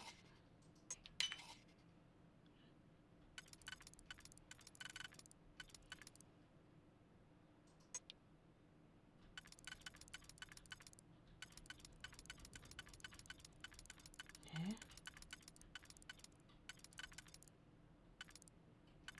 Wie soll das denn funktionieren?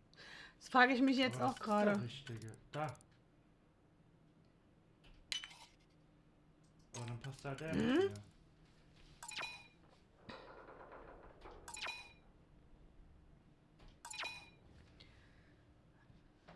Ja. Der darf nicht.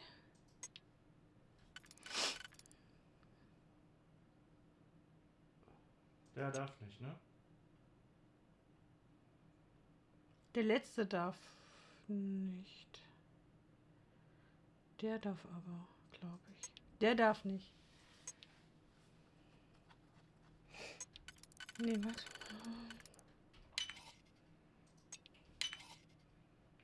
Genau, dann positioniert den, dann müsste...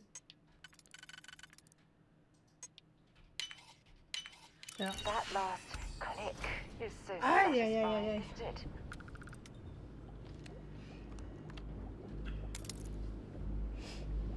Eine Melone! Gehabst. Njam, njam, njam, njam. Ich habe eine Wassermelone getragen. Nach Energiequelle suchen.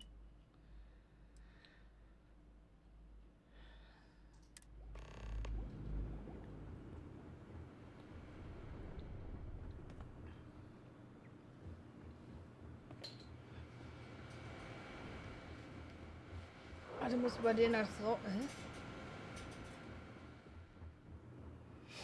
Die 3 müssen wir uns holen.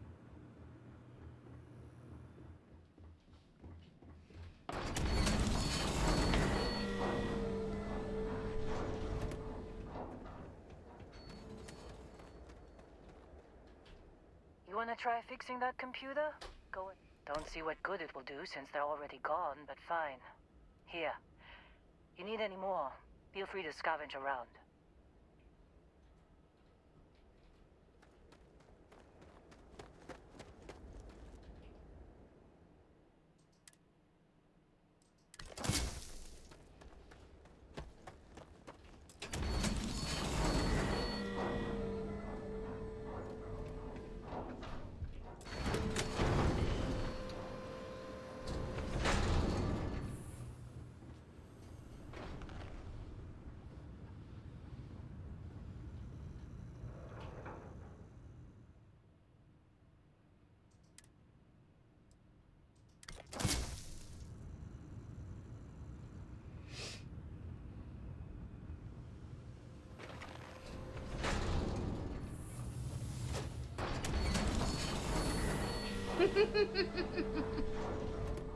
Mädchen ist einfach mal zu langsam. Ja, ja.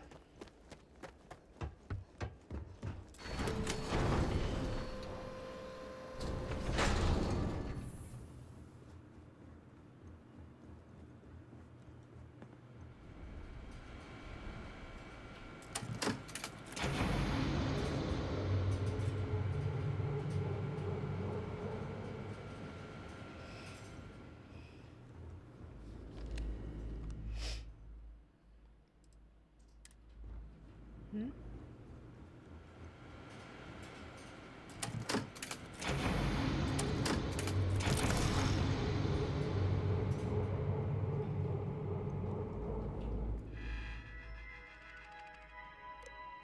Can't believe we got into this mess. Would you be quiet? Trying to make out the grav jump calculations before we're out of range. Out of range of what? Out of range of the sensor array on Vecera. Would you keep up? Once we're outside the star system, the bandwidth goes from instant speed to effectively never. What good is sending a transmission down there? You gonna tell Lynn how royally screwed we both are? She doesn't even have a ship. You underestimate how many of my admirers there are in the galaxy, Heller. One of them is bound to show up, looking to reunite with this handsome face. We're doomed. Capital D, doomed. Got it, okay. Whoever finds this, I'm attaching the interstellar coordinates to the metadata on the transmission. Rescue us. Repeat. Rescue us.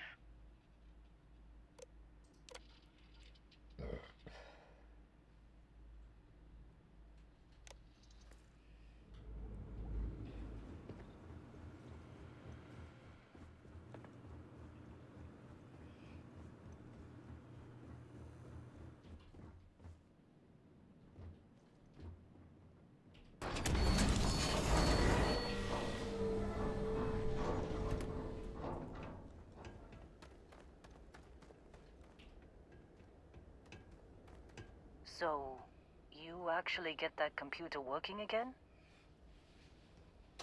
What? Let me see that. Funny. Even knowing he's alive, I still never want to see him again. Hella, on the other hand. Okay. Let me send you the location data embedded in the transmission. Find them, okay? Danke, Lynn. Be a while before Argos comes to pick me up. I'll be here if you need me. And hey, if you ever need a little extra help, I've been thinking about a career change lately. Maybe it's time to put Argos behind me. Lynn. Seems like you've been keeping busy, Dusty. If, you find yourself in need of a capable traveling companion, we should talk. My contract's up with Argos, and I could use a change of scenery. Ja, raus hier. Komm mit. Works for me. I'm not fussy about assignments. I'll go where I'm needed.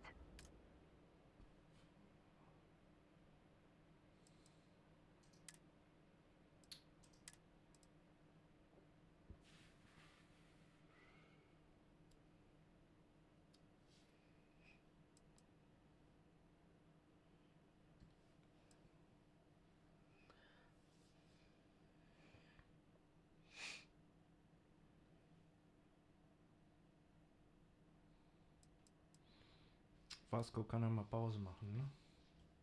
Mhm.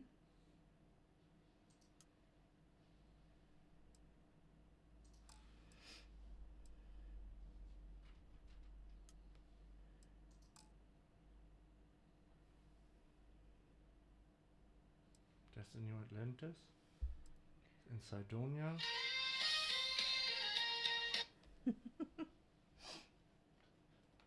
Ja, die sind da halt, Nicht ganz. Moara hatten wir ganz woanders rausgeschmissen. Ist aber da, wo man sie finden kann, wahrscheinlich, ne? Ja, wo die eher zu Hause haben, wollte ich gerade sagen. Ja.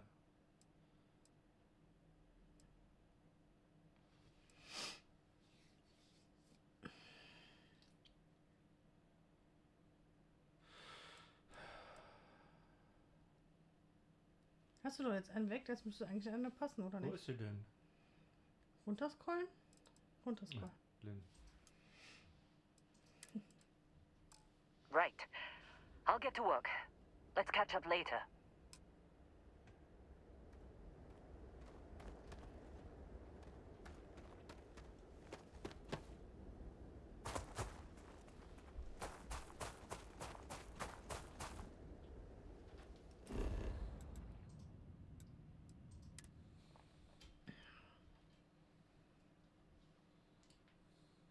All right. Let's get this crate into space. Lifting off now.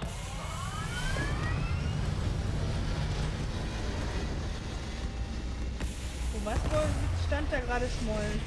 Hä? Vasco stand da gerade schmollend. Ja, wir holen ja alle wieder We're nach locking und into nach. orbit now. Mhm. Was ist das denn da?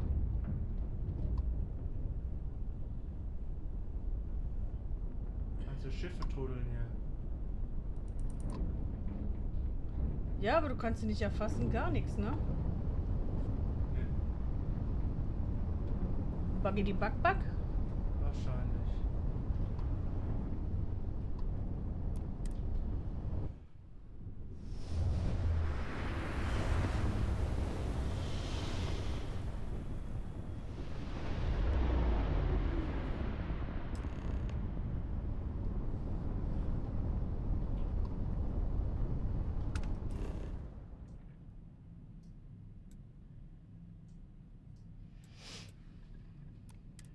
Schiff zum Absturz gebracht? Scheint so. Let's put this bird on the ground.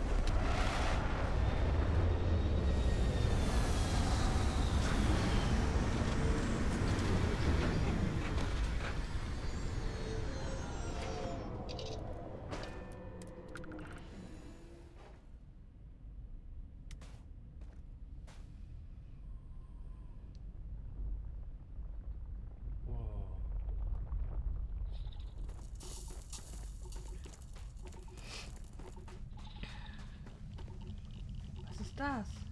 Der Ring von dem Planeten da drüben. Ach so, ja, ach ja, jetzt check ich, ja.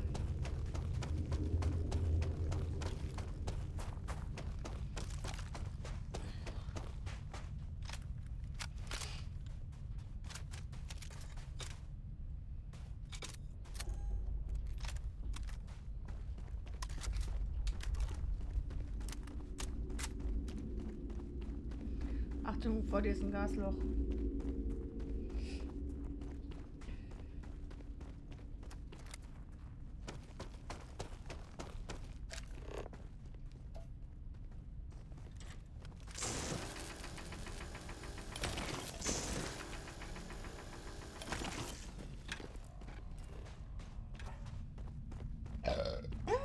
Pipsi-Dipsi. Zauberhaft.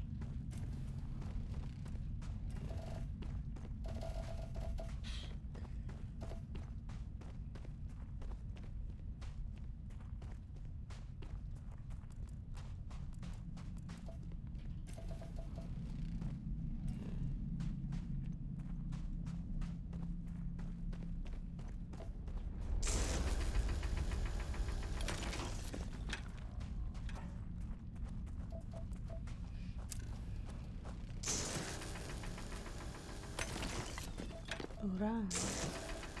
Also eigentlich will ich nicht, dass du sowas in deine Hosentasche transportierst. Deswegen haben wir eine Transportbox.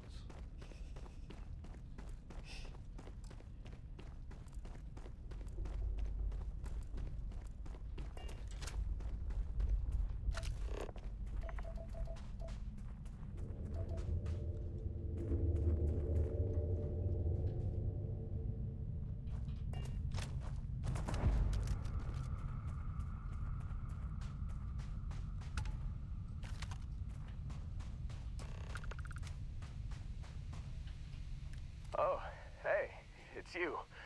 And here I thought you was some pirate coming back to kill me. Lucky me, right?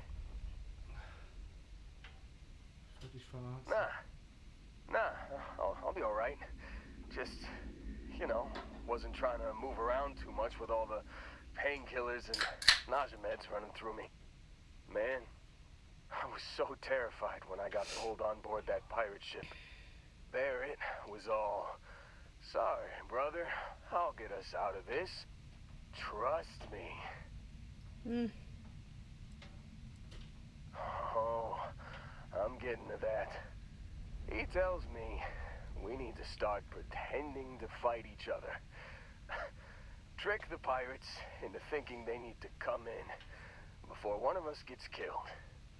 I just remember him shouting, "This kid is a killer. How am I supposed to defend myself against these pearly whites? He's gonna bite my face off." I mean, I didn't think it would work, but they came in. All of a sudden, we were wrestling with two of them. Barrett reached for one of their guns. Er hat auf etwas geschossen, auf das er nicht hätte schießen dürfen. Bingo. Blasted the pilot right in the back. Through to the flight console. Dropped orbit like a rock off a high rise. I blacked out.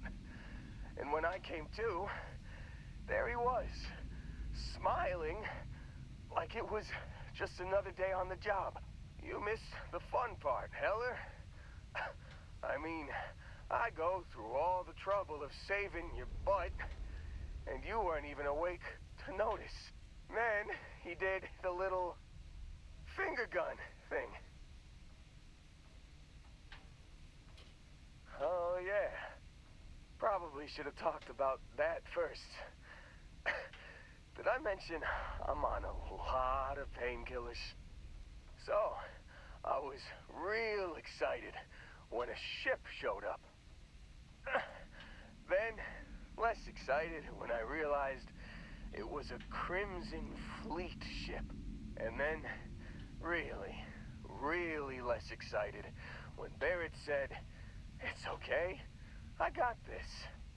He mumbled something to him, and then they were all gone. I was drifting in and out, but yeah, I think so. Got a signal from the ship before they grav jumped. Guessing it was Barrett. Haven't really been in a good space to have a listen. Here you go. Hey, I should come with you, right? I don't think anyone else is coming.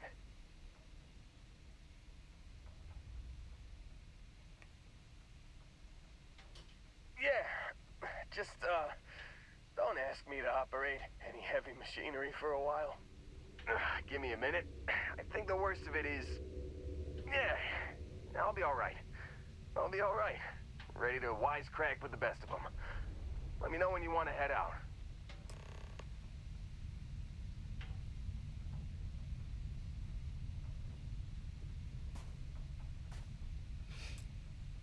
Still think there might be a spot for me on your ship? I gotta get off this rock.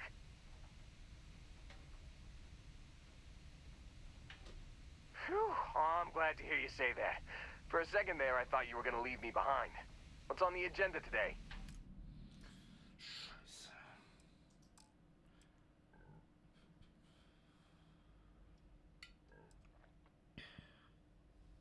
Ja, Adrian muss zurück. Erstmal für den Moment. Weil den kann ich nicht hier draußen lassen. Ja. Naja, schon klar.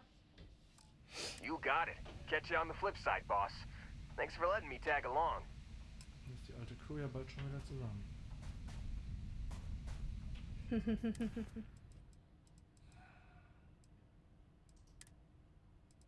Can't believe we got into this mess.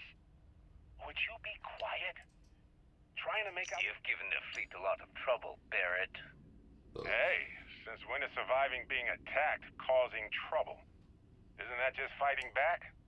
Hey, pilot, could you move your arm a little bit to the left? I can't make out the console. Don't move! He's trying to figure out our destination, probably transmitting this conversation right now while we're still in orbit. Well, yeah, thought I was making that pretty obvious.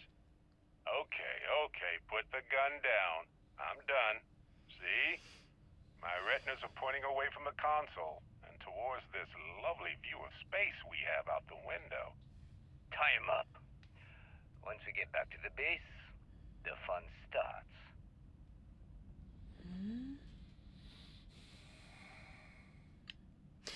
Hä? Irgendwie finde ich die Nachricht jetzt gerade strange. Naja, daraufhin konnte Revi rausfinden, dass es Bessel 3 ist. Ja, aber irgendwie weiß ich auch nicht, keine Ahnung. Kennst du das, wenn du fühlst,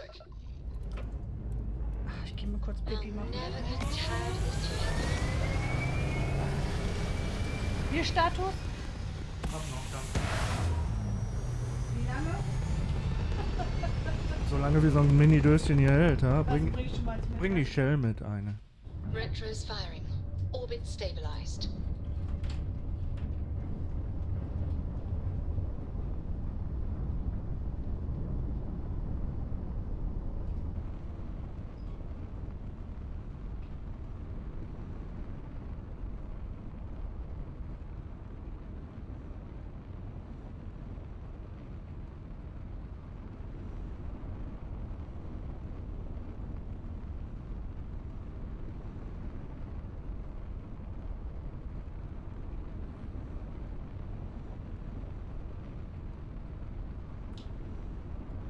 Raketentest.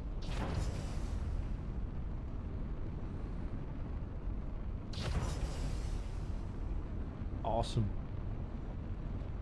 Geschütze-Test. EM-Test.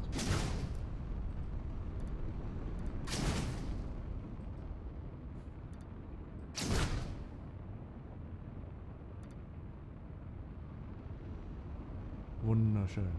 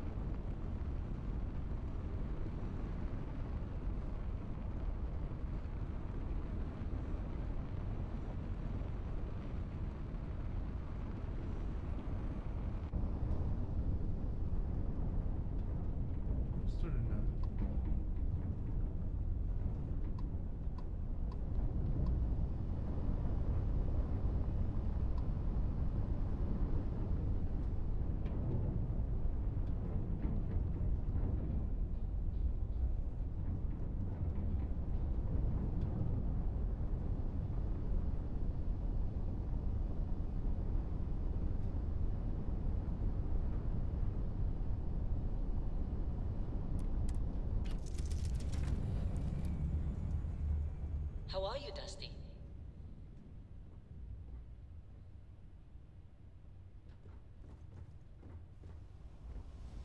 Anything I can do for you?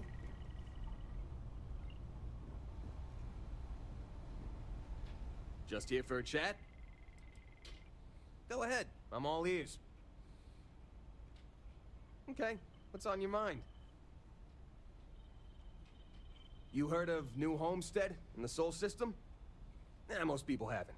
It's out in the sticks, on one of Saturn's moons. That's where I grew up. Not exactly the most exciting place to be a kid. It's got a lot of ice, a lot of wind, and not much of anything else. I wasn't exactly torn up about leaving to work for Argos. My family weren't still working the wind farms there. I don't think I'd ever go back. Yeah, I never saw myself living in New Homestead forever. To tell you the truth, I hope my family splits too. My mom's always talked about retiring to Jemison. Of course, that'd be a whole lot easier if she didn't have so many kids to look after. New Atlantis isn't exactly cheap. Hopefully she'll be able to move someday, though. Yeah, I worry about her. Wind farming's a pretty dangerous job. Maybe someday, when my brothers are older. Lynn convinced me. She and some Argos miners stopped by my hometown on Titan to refuel, and I happened to be on shift at the spaceport that day. I noticed some rare minerals in her cargo hold and started chatting with her about them. She was impressed by how much I knew about geology and offered me the gig. It wasn't a hard sell. Lynn seemed like a decent boss, and the salary was great. Besides, my rock collection had gotten as big as it was gonna get on Titan. Yeah, we are. She's been my boss for a long time. I think of her as a friend. Don't tell her I said this, but she's not as much of a hard ass as she'd like you to think. And despite what she says, I know she has a soft spot for me. Hell yeah, I do. I've been working on it for years. I used to collect mineral samples from meteorites that hit Titan, or buy them off pilots at the spaceport. Lynn even contributed to it.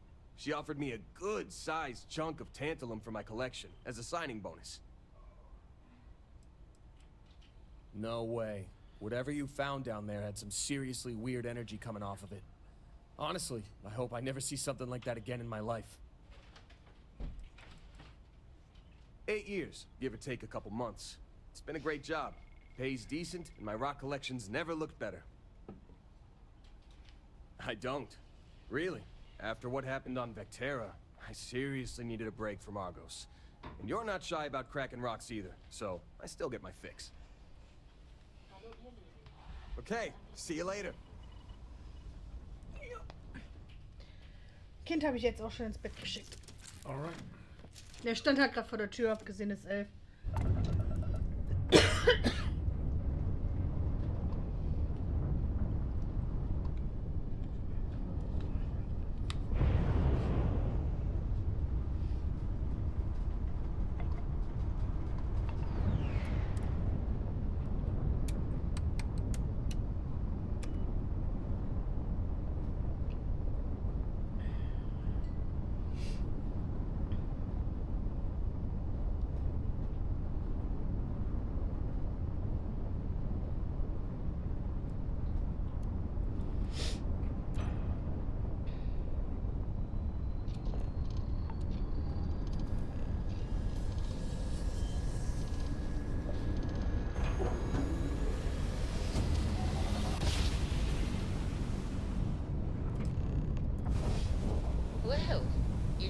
us into a planet, so we must be in the right place.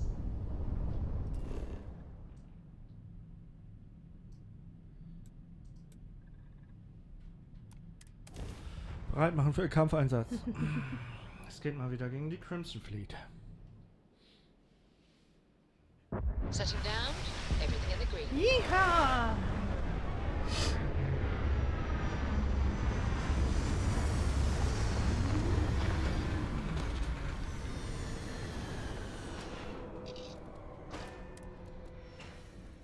We'll be lucky if we pull anything organic off this rock.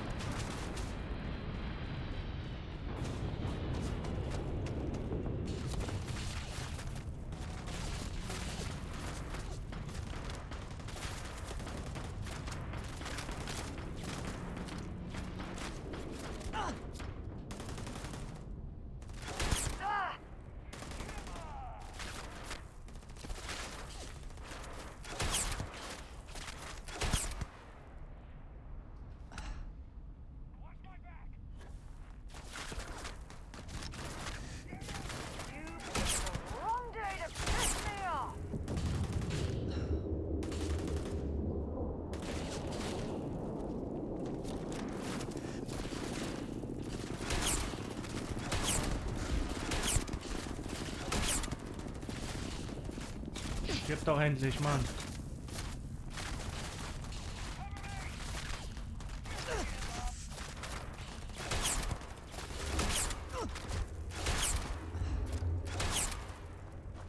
Jetzt hoch.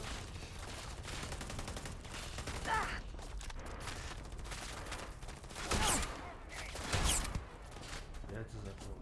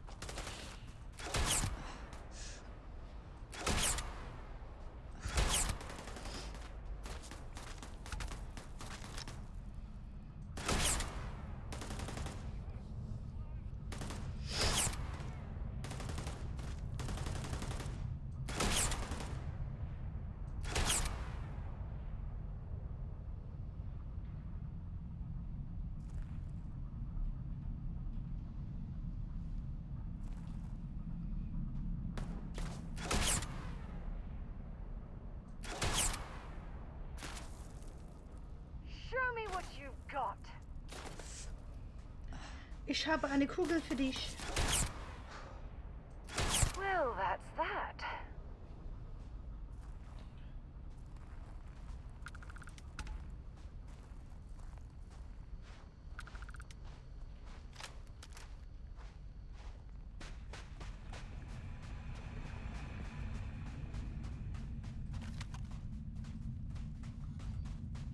Hope you're ready to die.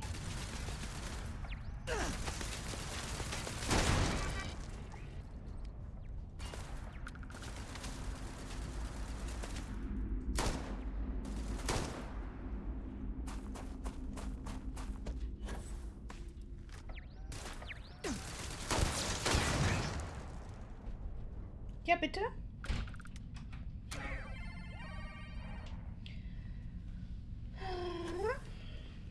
Ja, warte. Lass mir jetzt mal den Kopfhörer abziehen. Dann kann ich doch besser den Flausch genießen.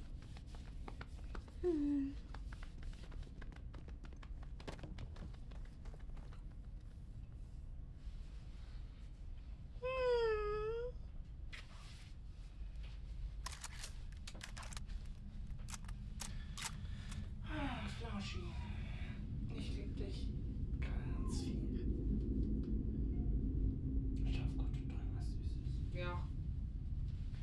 Nachti. Nachti. Dann hat sich jetzt mal eine Nacht. Eine gute Nacht, Junk. Jerk. Ja. Nicht Junk. Chunk. Aber auch. Personal protective equipment required beyond the point.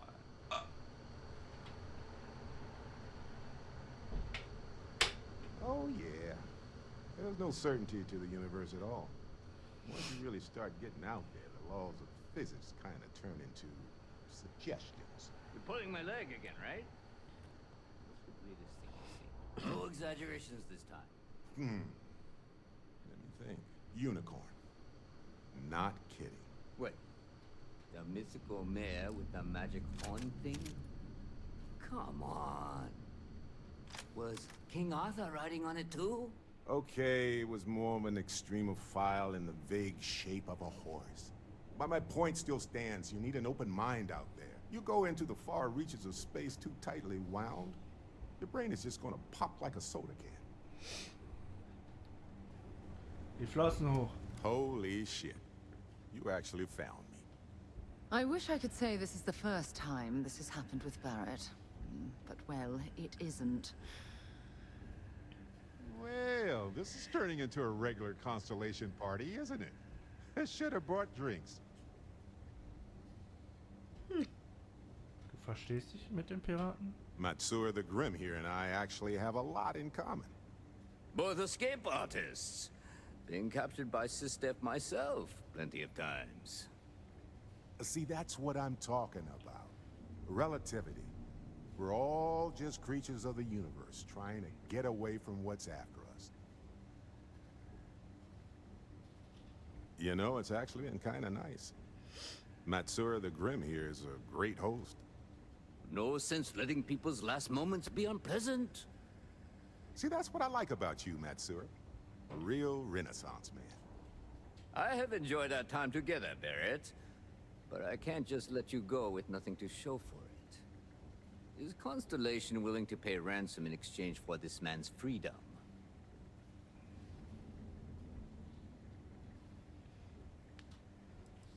Genau für dieses Problem haben wir eine Versicherung. We do have some insurance set aside for this exact problem.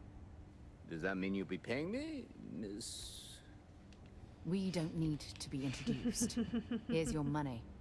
And we would appreciate it if you could spread the word in the Crimson Fleet that Barrett shouldn't be harassed.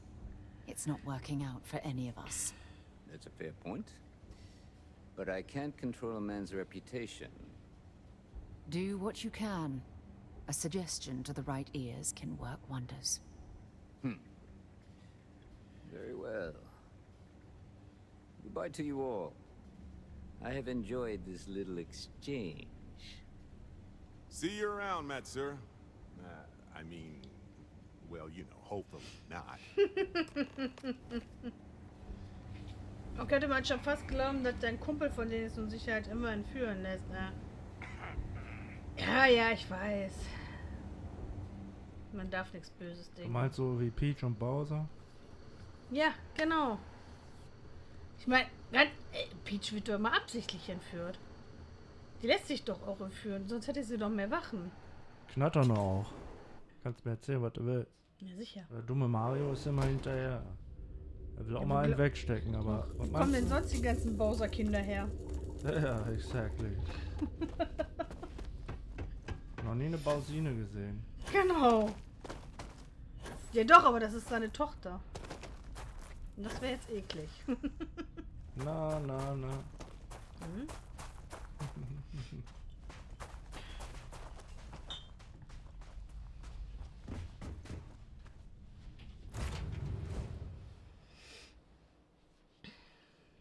Gab auch mal so einen gezeichneten Porn.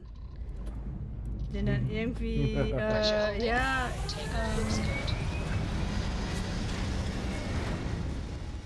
dann irgendwie als erstes irgendwie gezeigt wurde, wenn du auf YouTube, glaube ich, Mario eingegeben hast und Peach eingegeben hast oder so.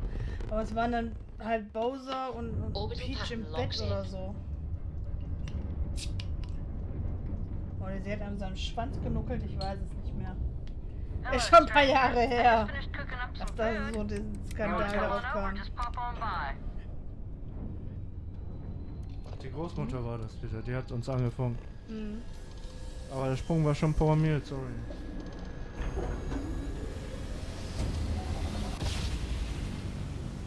Die fliegt ja überall rum. Ja. I would never get tired of that. Maintain your current course while we scan your ship's cargo. Ja, ja, ja. Scan complete. You are cleared to land at New Atlantis.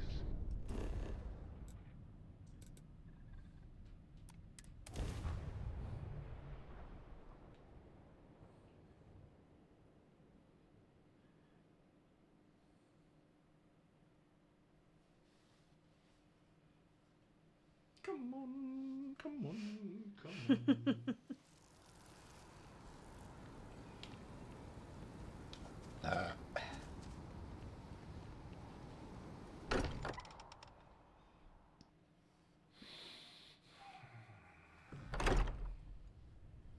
Walter spends a fortune to maintain the lodge, but I'd say it's worth every credit. Captain, I am fully updated and ready to assist with tasks. Barrett, we were worried sick. Du bist ja fast schon schneller hier gewesen als wir. I see what you did there, Walter. And I know you've been secretly crying into your piles of money just waiting for my return. Actually, Walter has Your safe return to the lodge will please the other members of Constellation. Don't start, Country. Wait, is that? And to think the first artifact was taking up dust on the library shelf. Now look at them all. You feel it a bit, can't you? Ever since I found the second one, had the visions. Being around them is just comforting. So hey, I'm still not 100%, plus I feel guilty dragging you into all of this. Why don't I stick around and help you get adjusted to the weird corners of the universe? Marvelous.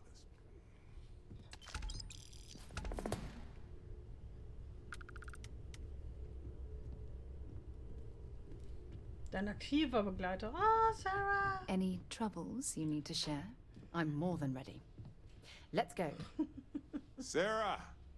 Sarah, good to see you again, my dear friend. I expect to hear some exciting tales when you two return. I'll try, but I doubt any of them will compare to the spectacular tales that we hear you spin.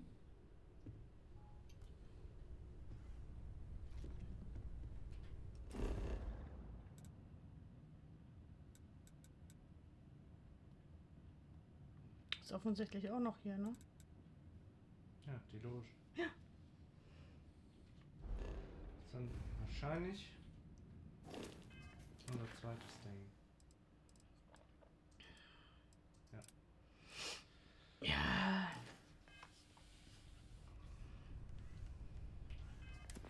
Sammy, wo bist du?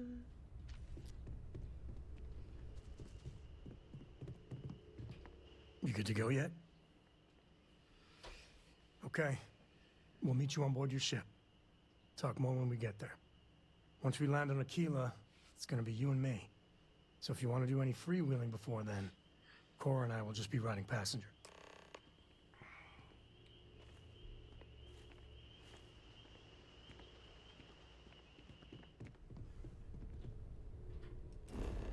Noch ein bisschen einkaufen?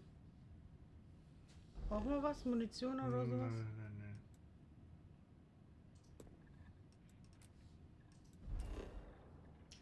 Davon haben wir eigentlich mehr als genug. Ja, aber Aquila war doch...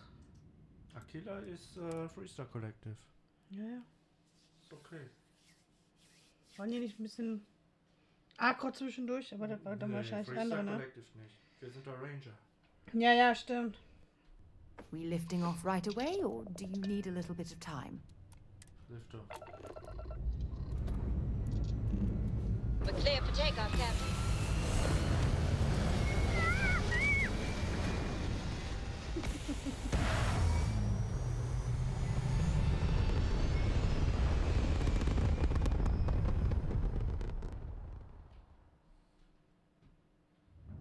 Looks peaceful from up here, doesn't it?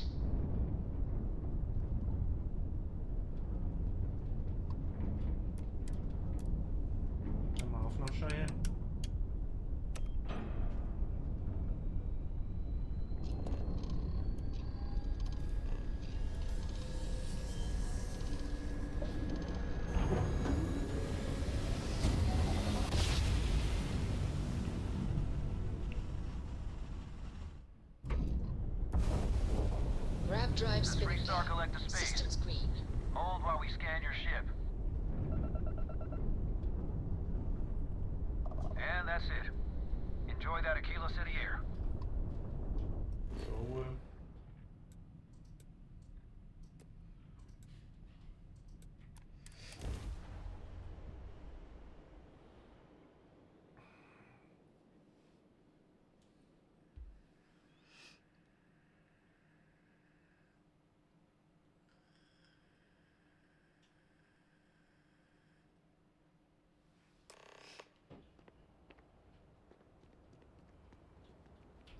All right, we're here.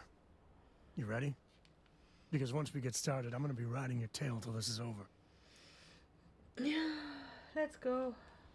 ja, aber ich gehe nochmal in Piposch. Mhm.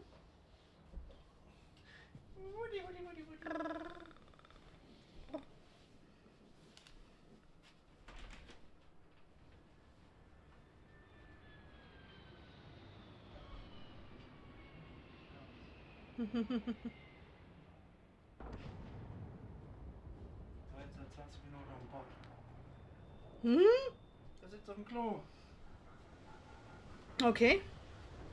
Ja. Ich dachte, der wäre schon längst von dann. Kommt Cora Hey, er sitzt auf dem Klo mit dem Handy.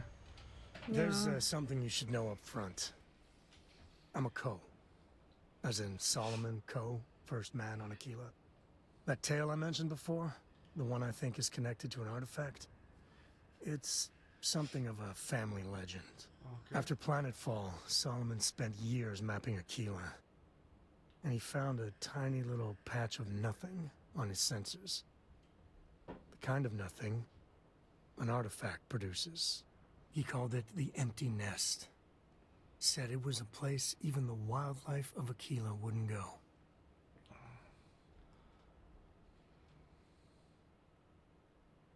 I'd like to think you're lost looking into my baby blues. Solomon's maps are locked up tight in the local gal bank. We'll be heading there.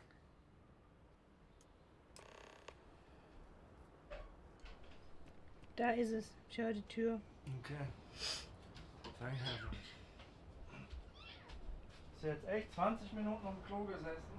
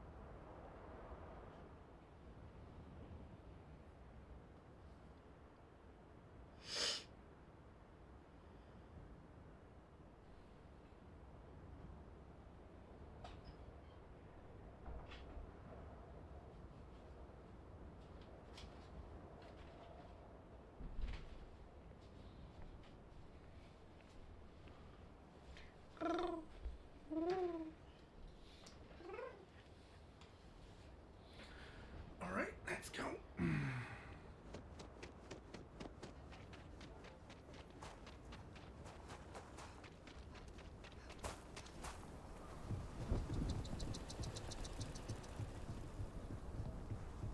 Hello. Aquila City. Feels like I spent half my life trying to get out of this place.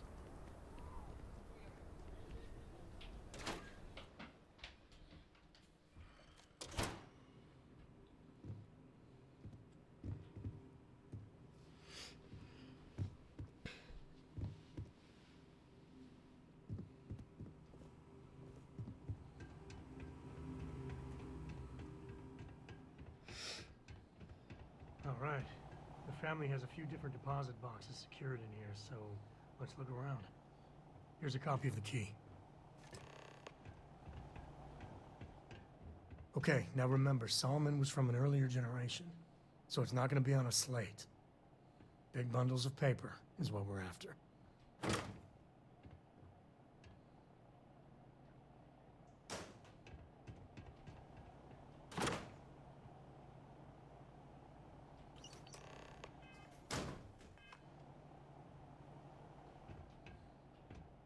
Sam. Oh, no.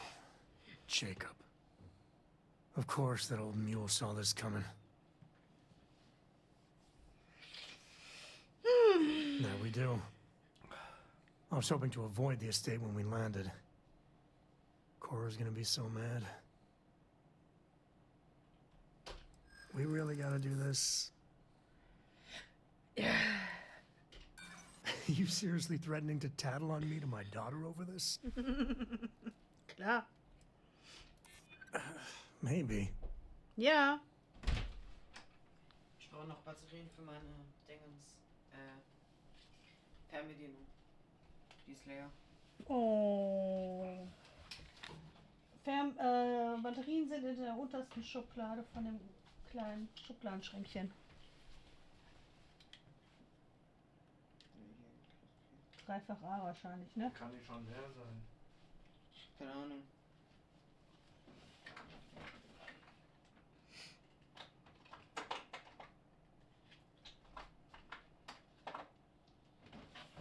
Ich glaube nicht, dass es an der Fernbedienung liegt.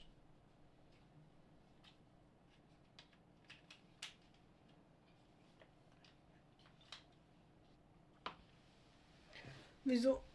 So schnell ist die nicht leer. Hm.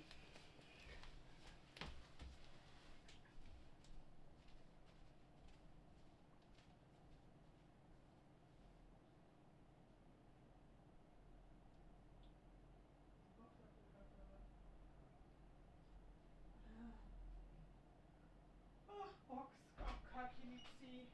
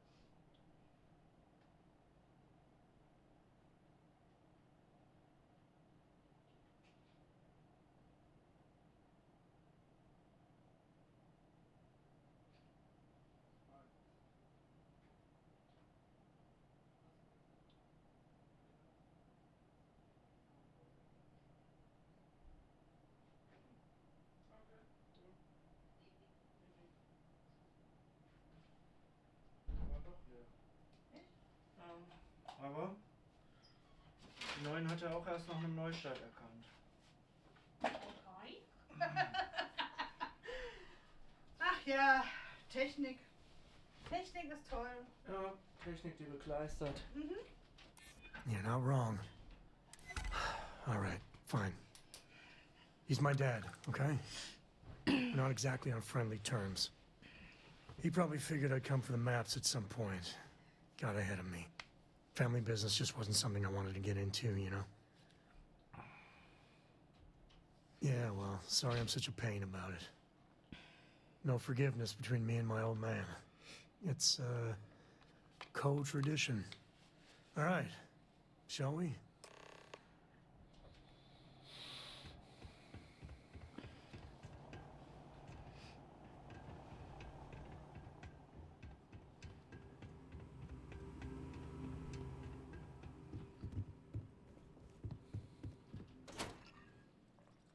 Bei Jay-Z im Zimmer ist es so still.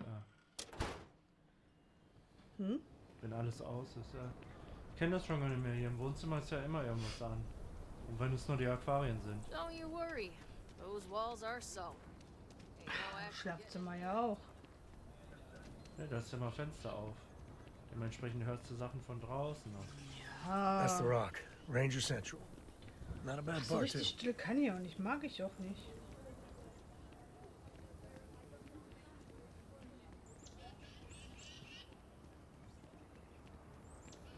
Hm?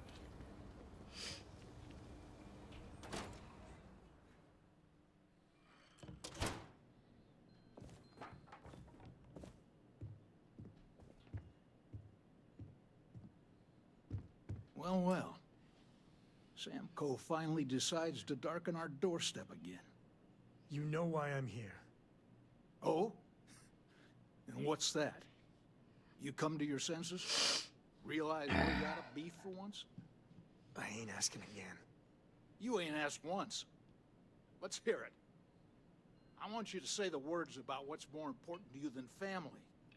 Okay, this was a mistake. The only mistake I'm seeing here is you. Bringing your Constellation lackey here instead of my granddaughter. Come to help Sam loot his ancestry? You're not getting those maps. Full stop.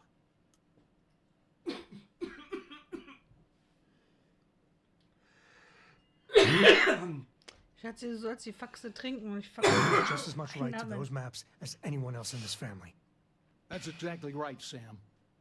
We all share Solomon's legacy.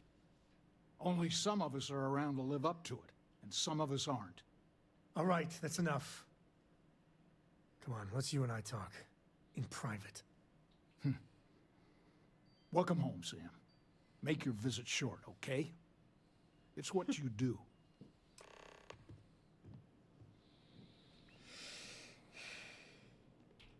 Give me a sec. All right, let's talk options. You're flying in the face of my 30-plus years experience with the man, but all right. I hope you like arguing.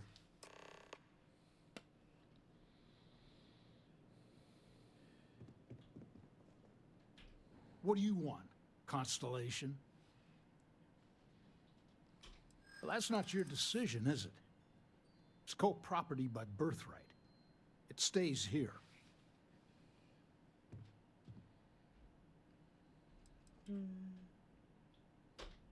Solomon did more than just take off when it suited him. He built things, inspired others.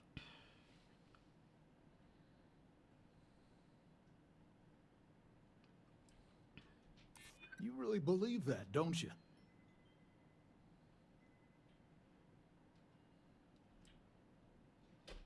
You think I'm not trying to help him?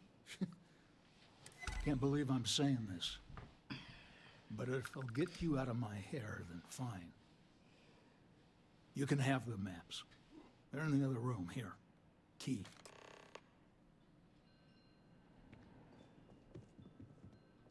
Hinter dem, genau, wo er gerade stand. Also, ja. Hinter dem Raum, wo er gerade stand, vor der Tür, wo er gerade stand, ja.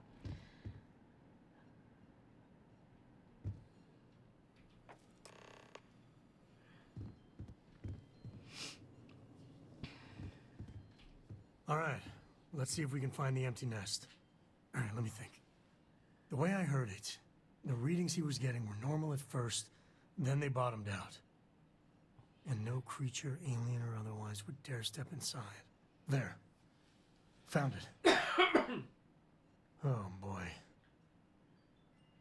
That's a problem. Entschuldigung. Ach, wir kommen damit klar. Well, you ain't wrong. But let's take a look at what we're up against. First, it's in the middle of the frontier, which we already expected. No problems there, but the usual tussling with alien wildlife. But the empty nest is a cave right in the middle of Shaw Gang territory. Same outlaws who held up Galbank. Outlaws bestrafen klingt nach einer tollen Beschäftigung. Well, just remember, it's about the artifact, not them. Jetzt war ja super T-Shirt Hurting mit. bad guys puts a smile on your face, that's a bonus. Let's get to that cave. Okay.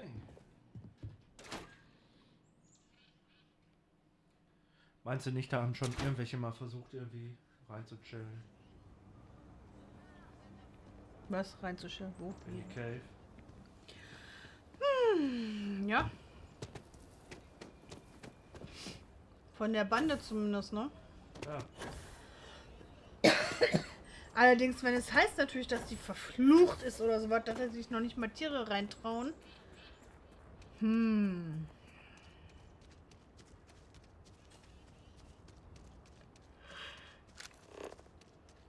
Da ist natürlich dann mal wieder der Faktor. Trauen sich dann doch rein oder nicht rein, oder?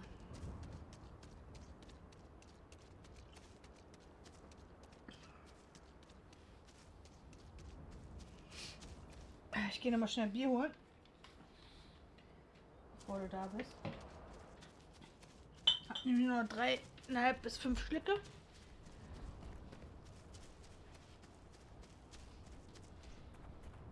Be careful. A simple fall ain't so simple in high gravity.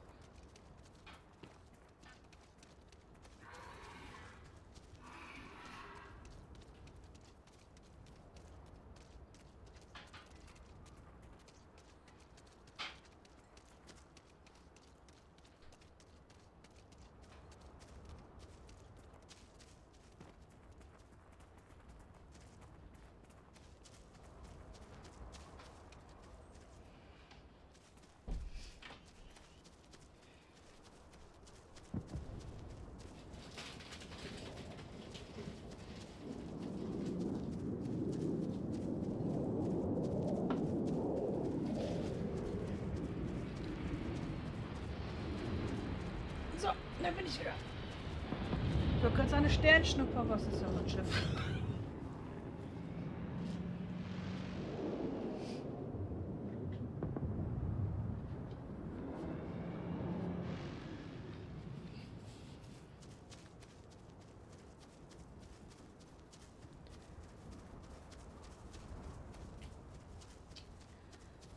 Ich habe schon wieder eine ganze also das Kabel hier von dem Kopfhörer ist scheiße. Kopfhörer an sich ist toll.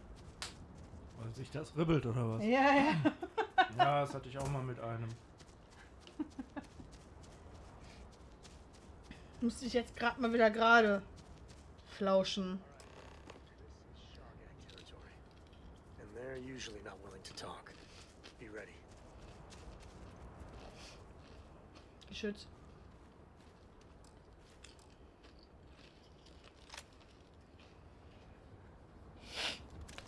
Ich wollte gerade sagen, stell's auf freundlich, aber es geht ja hier gar nicht.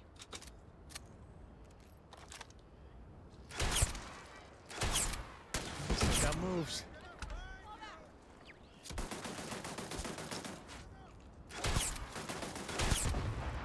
Something's close. Alive. Say goodbye! We'll pay for that. Oh, not my day.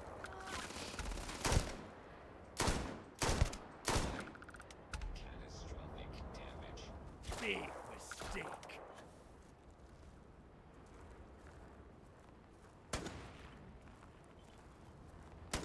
One in the face! Go. Never wise to be in my way. I'm out. New clip.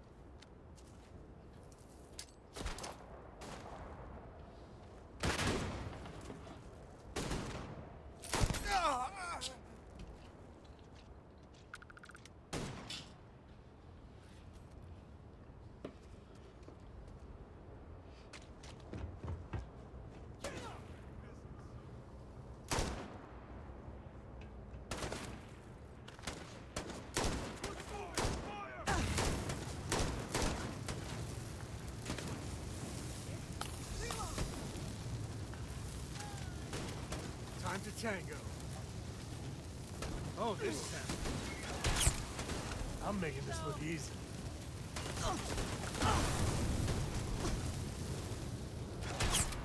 Not.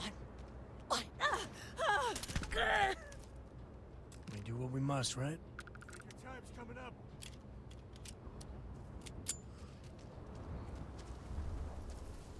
Show some hustle! I'm moving. Fire!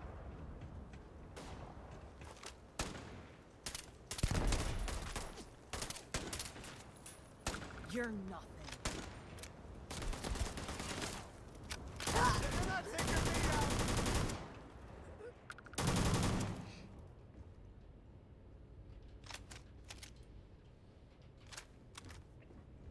Me and my friend here are gonna teach you manners.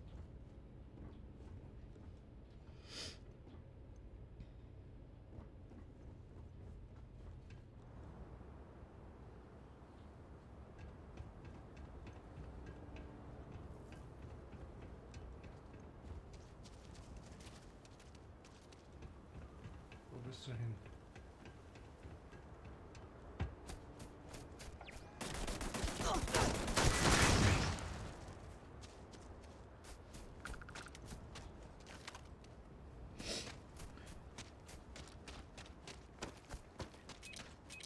Really get your blood pumping, huh?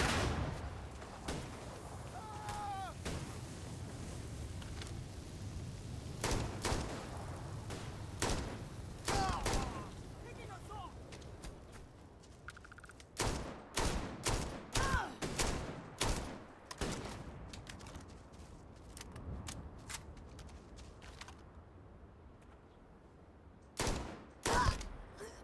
Never mess with a co.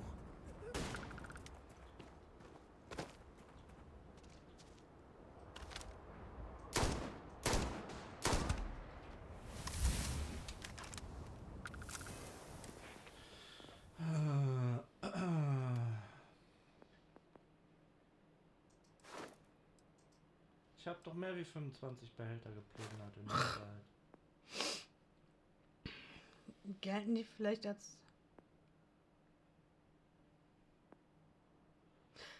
Geplünderten Behälter sind wahrscheinlich alle die, die du nur mit Dietrich aufmachen kannst. Das meiste waren davon eigentlich Türen.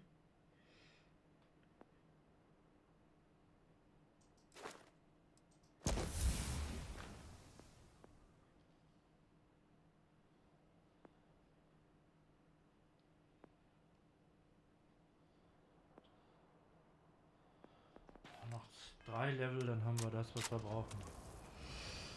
Ach, was mal hier ist.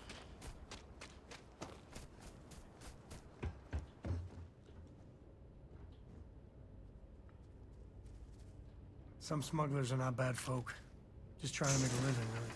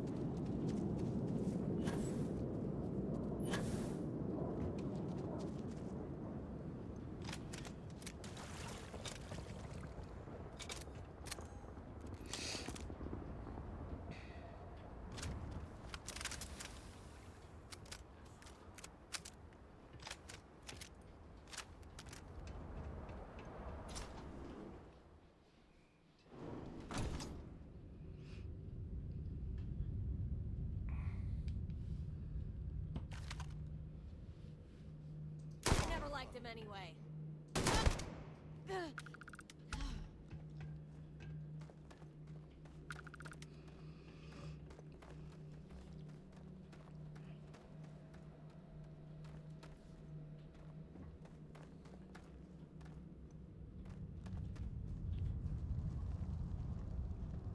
Was liegt denn auf dem Tisch? Ja, auf dem Tisch dieses, ja gut, das war wahrscheinlich auch interessant, aber ich meinte das auf den hinteren Tisch. Bett, Entschuldigung. Das wäre ein Tisch. Da. Ach, auch ein Helm. Ja. Ja, das sah gerade so aus einer Perspektive ganz seltsam aus.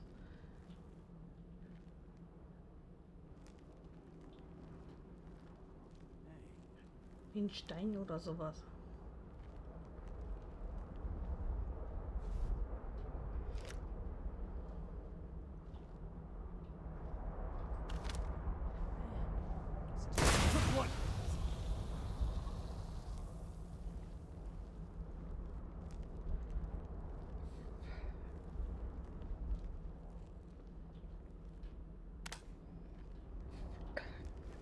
Also rechts waren auf jeden Fall Minen. Ich sag gerade.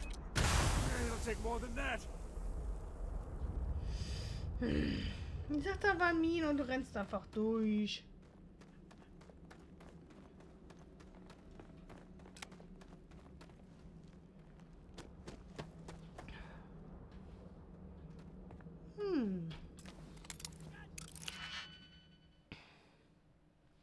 Okay, Experten-Style.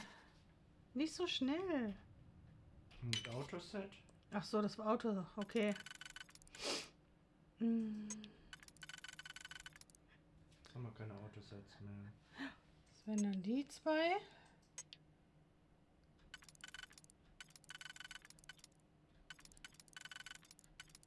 Nein. Wenn du die ersten zwei verwenden willst, nicht.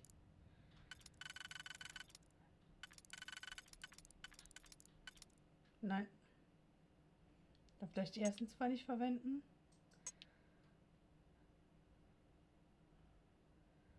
Geht drin mal weiter.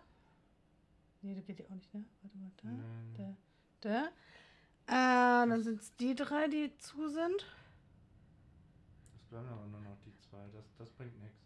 Doch, guck mal. Ist da der nicht? Der passt nicht. Oder? Ja, der passt da nicht. Passt so. Nee. Passt nicht. Oh, der passt gar nicht. Okay, der wäre da. Warte mal, da und dann wäre das ein Einer.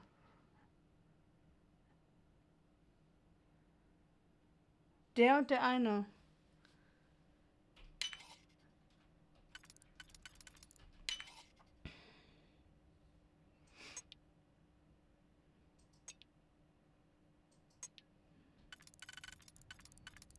Okay, die zwei. Ja. Passt.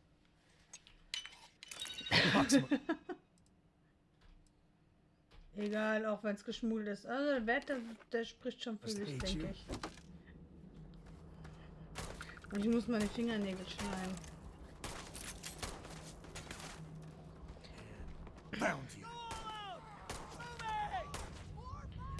Hab beim auf dem Fernseher stupsen gemerkt, dass meine Krallen durchkommen.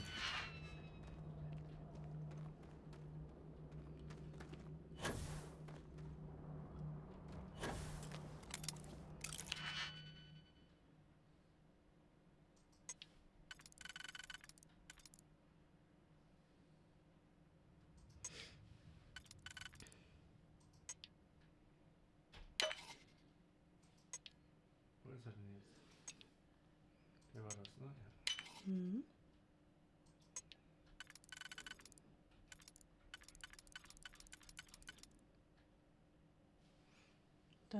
Darf noch nicht einlösen.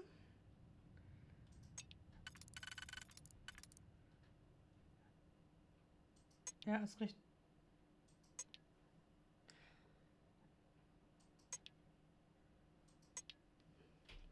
Ja.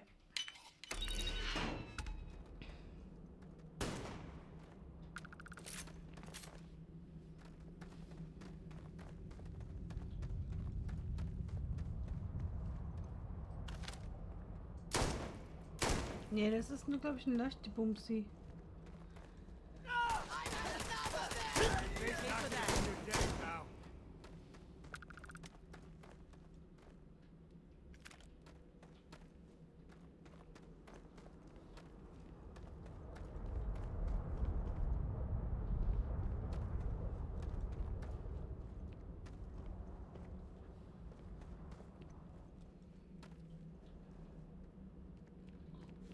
Here we go!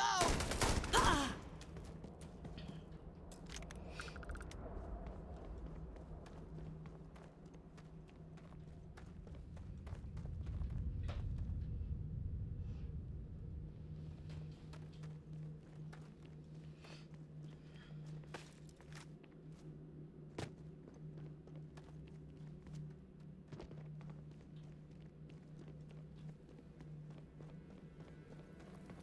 You've done this before, right? Care to do the honors?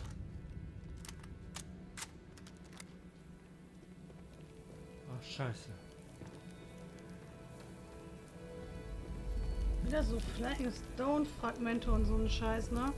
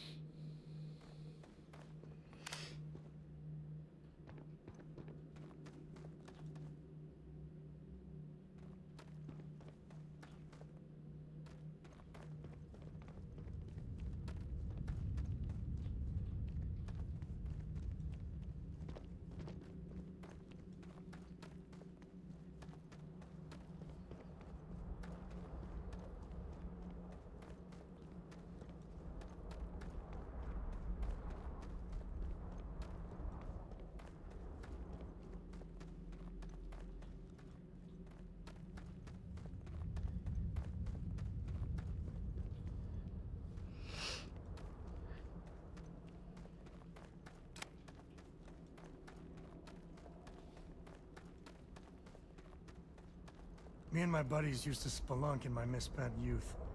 That's the word, right?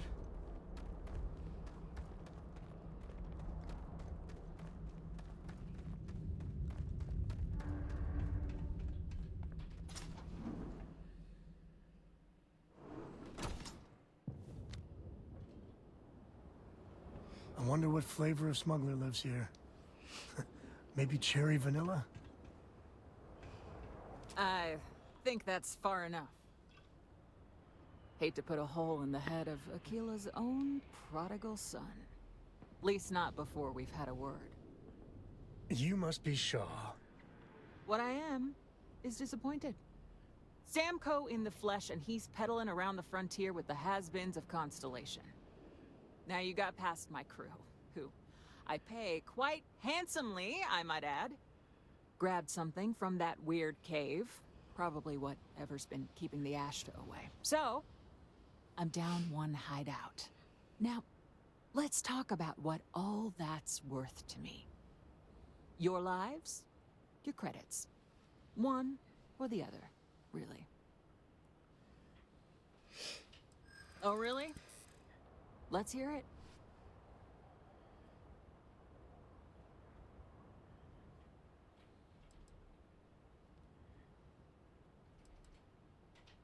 Huh. The Shaw Gang's name in print outside a wanted poster does sound nice. Fine. Get the hell out of here before I change my mind. I see you again. You're dead. Boss, it's the Ashta. You. This is your fault. You better lend us a hand.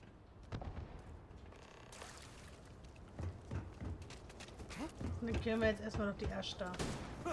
It's going down. Open up now. Put fire on him. Mädels, also wenn ihr die nicht alleine grillen könnt, dann seid ihr fehl am Platz. Ja.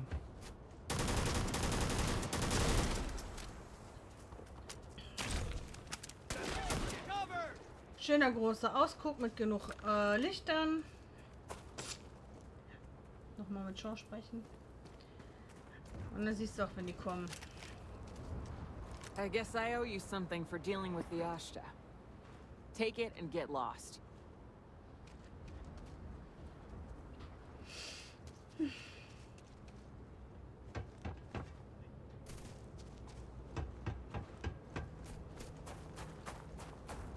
Die kann man ja gemütlich wegballern.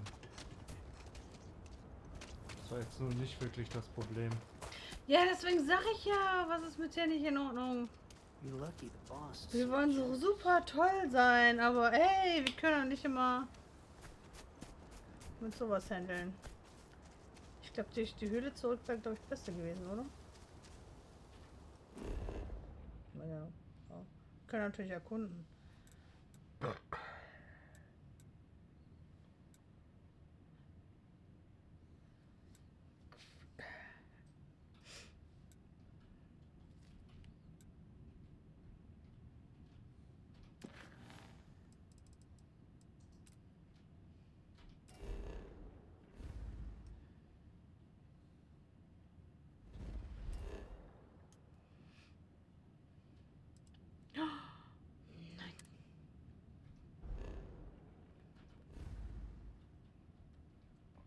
Wohl war das, ne? Wolf. Wolf, ach ja, wohl, Wolf. Siehst du? Fast richtig. We're in one piece. I'll call that a win. Let's get back to the lodge. Ich mache noch mal eine Runde. Du hast die Shell, ne? Da brauchst du ja nichts. So schnell nicht.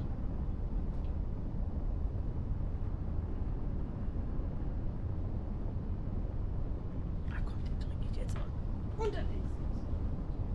Ach, das ist. Ich dachte die ganze Zeit, das wäre deine. Hm?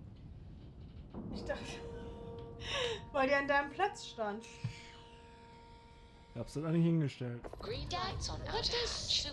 We're docked. Superfluous mean? I just read it in my book.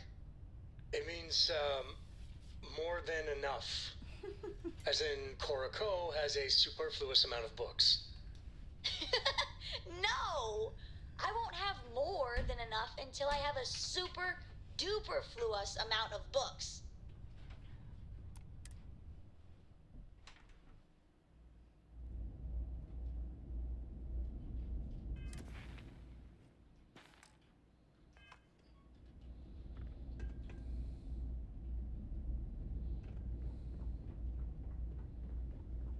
Looks like this place has seen better days.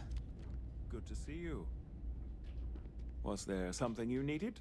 You won't find a better offer on the station.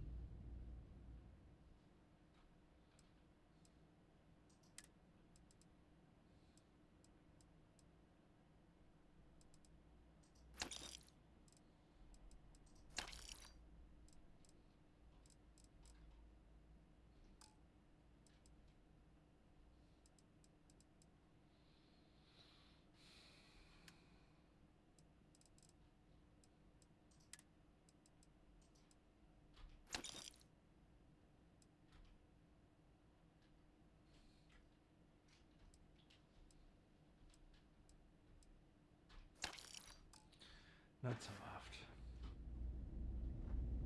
I really did think this place would see a bit more action.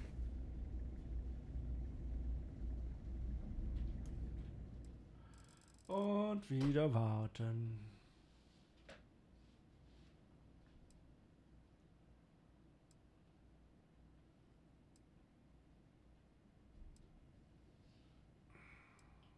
Im Garten.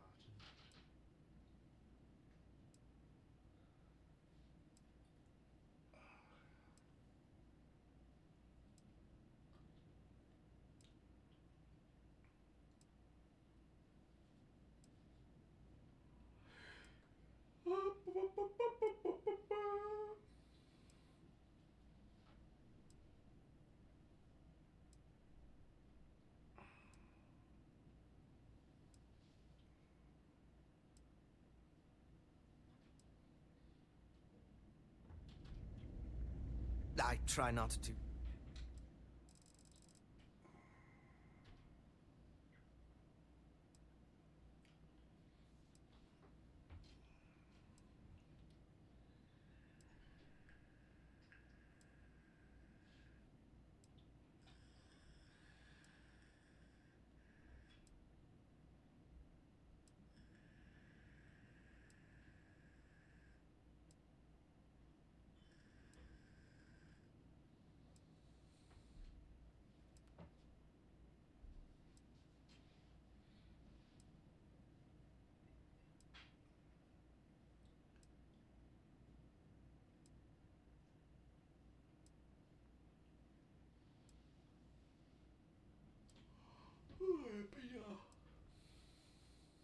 Trade in gossip, but if you have any verifiable information, I'm all ears.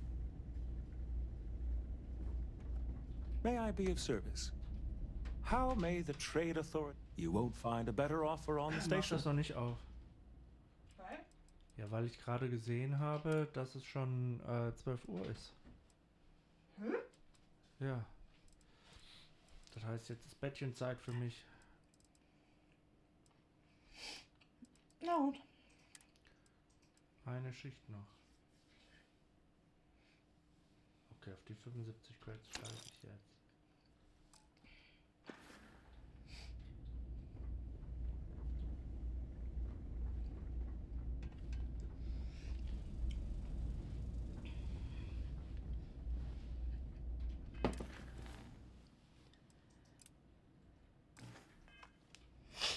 Muss ja jetzt ein Fax austrinken, oder was? Ja, muss ich wohl. Muss ich wohl, ja.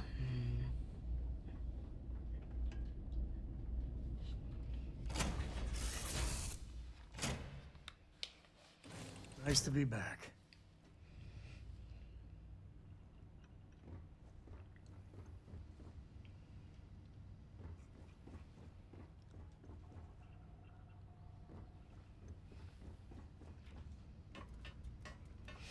Kann man hier eigentlich 2 Läufer haben? Hm? Nix. Was kann man haben? No.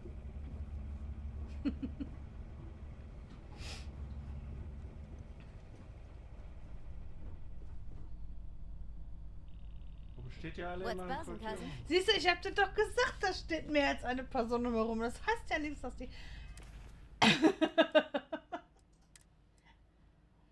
Ich hab's dir gesagt. Ist doch doof. Ja.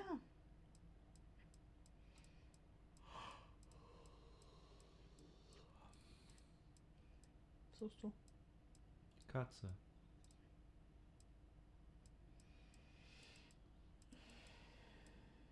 Hm?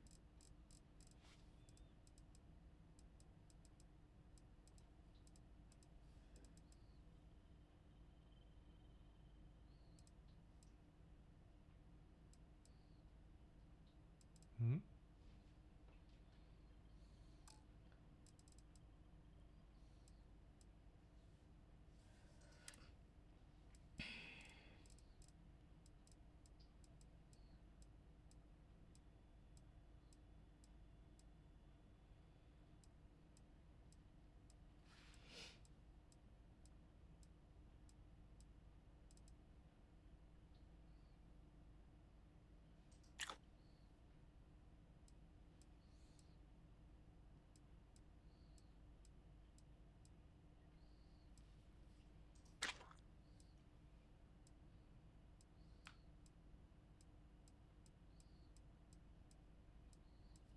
Ja.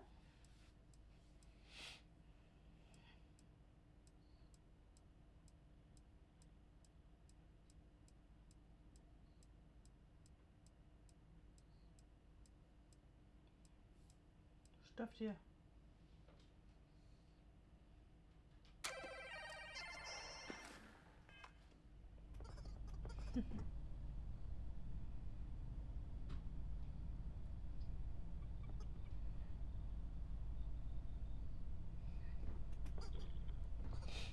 Ja, kannst du nur da drauflegen, das ist eine Wabbel. Great day for some exploring, huh?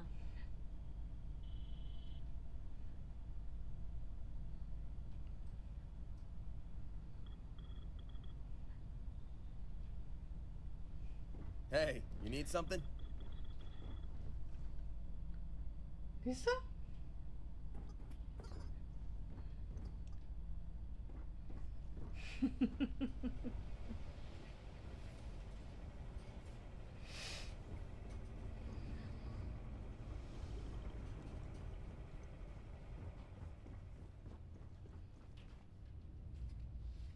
So. Dann machen wir mal Schluss für heute. Vielen Dank fürs Zuschauen. Wir sehen uns dann, wenn ihr Bock habt, morgen Abend ab 20 Uhr. Tüdelidü. Tüdelidü, echt jetzt? Ja. Okay, bis dann. Ciao.